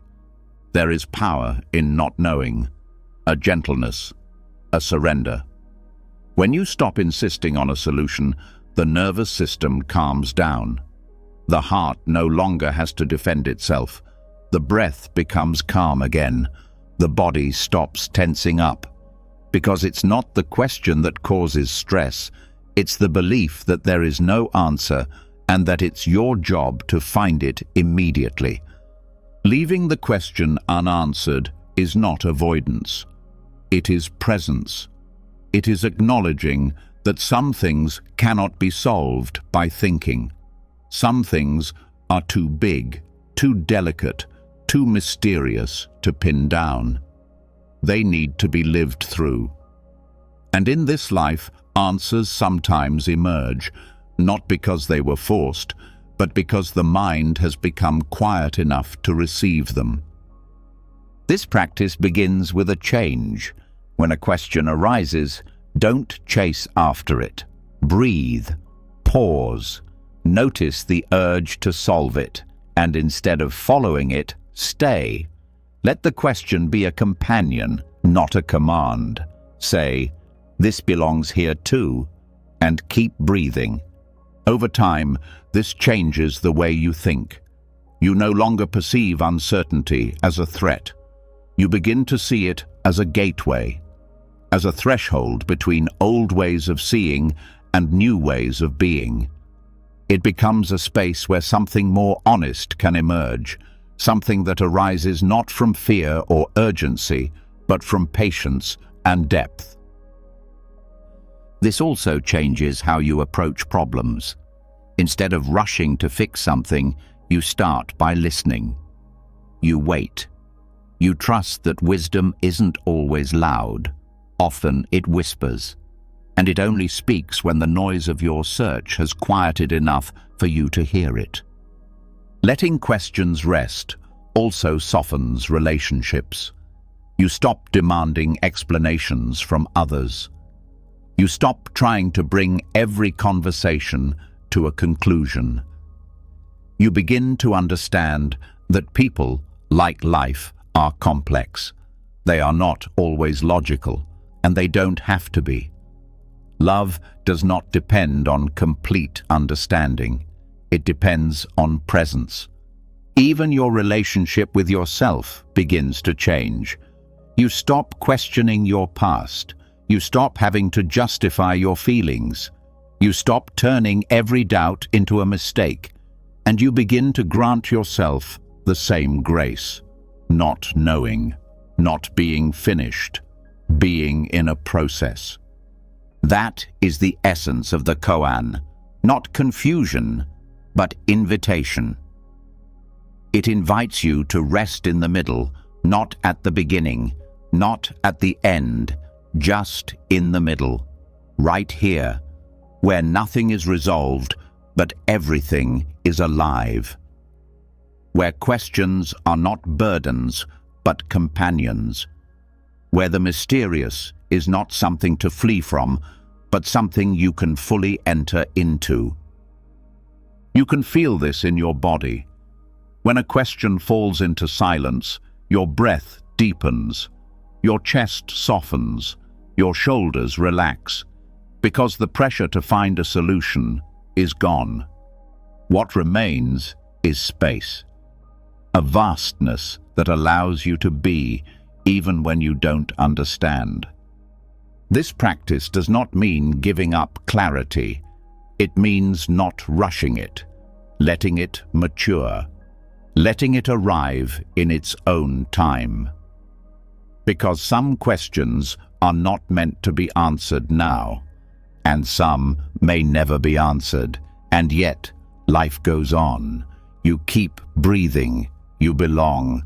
Let this be your place of rest tonight. Let the questions come without fear. Let them sit beside you like old friends, not ones you need to fix, but ones you can breathe with. What will tomorrow bring? Leave that question unanswered. Why do I still feel this way? Let that question rest. What if I never figure this out? Let something deeper than thoughts hold that question. And in this quiet attitude, the mind no longer has to be right. It no longer has to win. It no longer has to protect a story. It can rest. Because peace does not come from answers. It comes from the freedom to let go of the need for answers. Now, let yourself fall into this silence. Not because everything has been clarified, but because it doesn't have to be clarified. You are safe here, even without knowing it, especially without knowing it. Leave the question open and let sleep carry you into its silence. From the silence, where questions are finally allowed to remain open without having to be answered, a different kind of knowledge emerges, silent, unspoken, and far older than thought. It does not arise through analysis. It does not argue. It comes like the breath in a sleeping room, subtle, easy to overlook, but undeniably present as soon as you feel it. This is the silent bell, a kind of wisdom that never had to be spoken to be recognized. It does not draw attention to itself. It does not come through effort, and yet it has always been there, guiding the mind, calming the body, bringing the heart back into harmony. There is a widespread misconception that peace must be earned through explanations. That calm only comes when the problem is solved. But Buddhism teaches that peace arises from the space beneath the solution, from the place where intuitive wisdom already knows what the mind has not yet figured out. This wisdom does not work in language. It doesn't have to. It shows itself in the present moment, in decisions that feel right without needing to be justified, in moments when the mind steps back and something deeper simply knows. Everyone has experienced this at some point. A moment of clarity without effort, a sudden silence that makes everything obvious, a yes or no feeling that does not arise from weighing up the pros and cons. These moments are not coincidental. They are echoes of the silent bell. They arise when the noise has subsided enough that you can hear something older than logic, something that has never been spoken but lives in the body, in the breath, in the ground beneath your feet. The reason this wisdom is often overlooked is not that it is rare, but that the mind is loud. Thoughts rush in to tell, interpret, evaluate. They want to turn intuition into explanations. But the moment they do, purity is lost. The signal is clouded. The bell grows quiet. That is why silence is sacred, not as absence, but as amplification. True leadership comes from this place, not because it has the loudest voice, but because it does not try to convince. It does not drown out your doubts. It simply waits. And when you stop chasing new thoughts, when you stop trying to solve everything through analysis, this deeper knowledge emerges, not with answers, but with presence. Not with plans, but with direction. You can feel this direction in your body. It doesn't create tension, but alignment. A yes that opens your chest, a no that tightens your stomach. These are not random reactions. They are signals from the part of you that has always known the truth, long before your mind tried to put it into words. In practice, this means learning to trust the space between thoughts, to pause before answering, to feel the echo of the bell before rushing to speak. It means realizing that not every decision needs to be thought through. Some just need to be felt completely. And the more you listen in this way, the clearer the signal becomes. The more often you hear what has always been there. This does not mean giving up thinking. It means letting it serve, not lead. Letting thoughts arise after the bell rings, not before. letting logic shape the details, not dictate the direction. Wisdom does not argue with logic. It includes it, but it does not depend on it. It is rooted deeper. This way of listening becomes a way of life, not just during meditation, but in your daily movements. You begin to sense when something is wrong before it becomes a problem. You know when to take a step back without needing a reason. You sense when someone's words are true, not because of evidence, but because of resonance. The silent bell also protects you, not through fear, but through quiet knowledge, that feeling in your chest when something is wrong, that stillness in your mind when something is right. You don't have to justify these signals. You have to respect them, because when you do, life begins to flow with less resistance. Not because everything is easy, but because you have stopped betraying what you already know. Even in moments of loss or confusion, the bell is there. It doesn't fix anything. It doesn't change anything. It just holds. It reminds you that something inside you can remain calm even when everything else is wavering. Something inside you doesn't have to panic. It doesn't have to know why. It just has to remain present. When you let this kind of wisdom guide your life, you give up the need for certainty. You stop needing to understand everything before you act. You start trusting what feels deeply rooted, what feels clear in your body, even if it's hard to explain.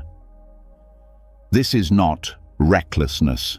This is ancient intelligence, intelligence that exists beyond language, intelligence that doesn't need permission to be true. This silent bell also guides healing. It tells you when to rest, even when the world is pushing you. It tells you when to speak, even when your voice is trembling. It tells you when to let go, even when your mind wants to hold on. Healing is not just about repairing the past. It is about reconnecting with what has always been whole. Make this your practice now. As the night deepens and your thoughts slow down, listen, not with your ears, not with your mind, but with your awareness. The bell is always ringing, not with a sound, but in silence, not with logic, but with truth. And the more you listen, the more you know, without needing to understand where that knowledge comes from. This is the deepest peace. The kind of peace that does not require silence, but arises from it. The kind of peace that does not need to understand everything in order to feel safe. The kind of peace that arises from a place within you that has never been touched by fear. Let this place guide you now. Let it hold your breath. Let it guide your dreams. Let it remind you that nothing needs to be louder than this. From the soft echo of the silent bell, where wisdom whispered without words and insight arose without effort, the mind began to shift its focus. It no longer clung to the illusion that clarity must come from thinking. It remembered something older, something that lay beyond analysis. But even here, in the deepest silence, a thread often remains, the subtle belief that everything that arises within us is somehow personal, that every thought is your thought, that every feeling belongs to you, that every breath is mine. And that is the next veil to be lifted, because the moment this belief subsides, a deep vastness emerges, a calm that is no longer limited by identity. This is the breath of the universe, the realization that the breath flowing through you never belonged to you in the first place. Most people live in a state of constant tension because of their sense of ownership. The mind is seen as a personal chamber. Thoughts are referred to as my thoughts, emotions as my feelings. And this sense of ownership creates pressure. Because if the thoughts are mine, I have to control them. If the emotions are mine, I have to manage them. If the breath is mine, I have to do it right. And this responsibility becomes heavy. But Buddhism offers a different perspective, one that begins with the breath. The breath is the most intimate and at the same time most impersonal experience. It happens through the body, but not because of the ego.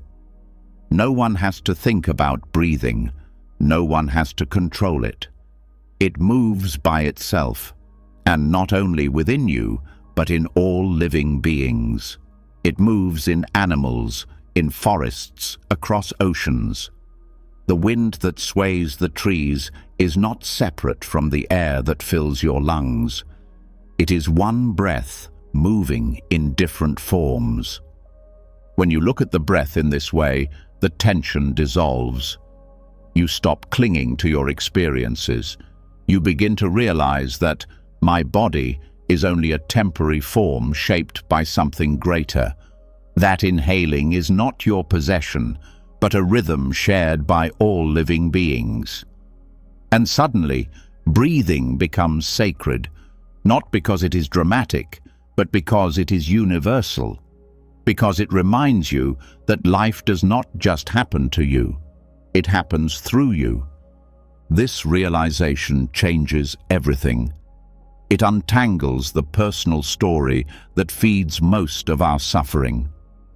If thoughts are not mine, I don't have to correct them all. If feelings are not mine, I don't have to justify or suppress them. If the breath is not mine, I can simply rest in it. Let it move me. Let it guide me. Let it remind me that I am not separate. This is not separation. It is a deeper connection. You are not ignoring your experiences. You realize that you do not have to own them. You realize that consciousness is not possession, it is participation. You are part of the stream, not the rock. And once you feel that, the idea of me softens, less heavy, less sharp. Still there, but transparent. You begin to realize that the mind is not a private space with locked doors. It is a field, a movement. Thoughts come and go like the weather in the sky. They do not announce their origin. They do not belong to anyone. They are just temporary patterns, and the moment you stop claiming them as your own, they no longer stick. That is freedom. Not the freedom to control, but the freedom to let go. You don't have to control every sensation. You don't have to name every change. You just breathe and let the universe breathe you. This also brings a deep sense of calm to everyday life, because much of the stress we carry around with us is not caused by what is happening, but by the thought that we have to cope with everything on our own, that every emotion has to be processed personally, that every mistake defines us. But when you let go of this sense of ownership, the mind softens. It becomes more fluid, less reactive, more compassionate. Even suffering becomes easier. The pain is still there. The difficulties remain. But you no longer burden yourself with thoughts like, "This is my failure. This is my burden. This is my fault." You are simply present with what is. You let your body feel. You let your breath hold. You let the moment pass. Over time, this shapes how you present yourself in the world. You listen better because you're not busy defending your point of view. You pause more often because you're not concerned with protecting your identity. You respond more gently because you've stopped taking every thought personally. and that makes your presence secure for others and for yourself. That is what non-separation really means. Not merging with everything, but remembering that you were never cut off. You were never out of rhythm. The breath of the universe has always flowed through you. You just forgot it. You confused movement with possession. But now the grip is loosening. Let this be your place of rest tonight. Let the breath move you effortlessly. Let it flow in and out like waves on the beach. Don't name it. Don't take possession of it. Just notice it. Just accept it. Don't think of each breath as your own, but as part of something older than the body, wider than the mind, deeper than the self. Here, peace comes effortlessly, because effort was only necessary to protect the idea of me. And as soon as that subsides, the entire system breathes more easily. Not because you have fixed something, but because you have finally let go of the belief that it was ever your job to fix anything. And now, from this breath that belongs to no one and flows through everything, we continue, not into more thoughts, but into the quiet space beneath, where silence is not absence, but presence without possession. After 3 quiet hours of return, breath by breath, thought by thought, moment by moment, you have arrived at a place where the world rarely ventures, in silence. A calm that does not demand silence, but lives beneath the noise. You have wandered through teachings that are not meant to be memorized, but felt.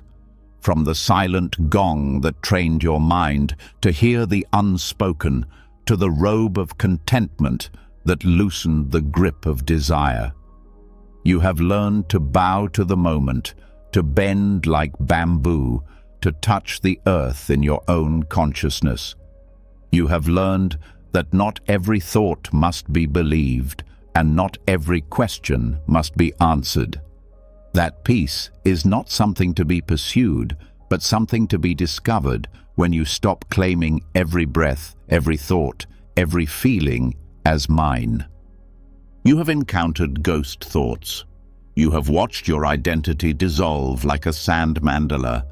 You have remembered how to breathe with trees, how to nourish the inner monk, how to fall asleep, not by silencing the mind, but by realizing that it never needed to be fought. And now you rest, not because everything is perfect, but because you have made peace with what is. The mind doesn't need to know. The self doesn't need to fix anything. The breath doesn't need to belong to you. Silence is enough. This moment is enough. You are enough. If these teachings have touched you deeply, leave a comment below. Write, "I am calm now."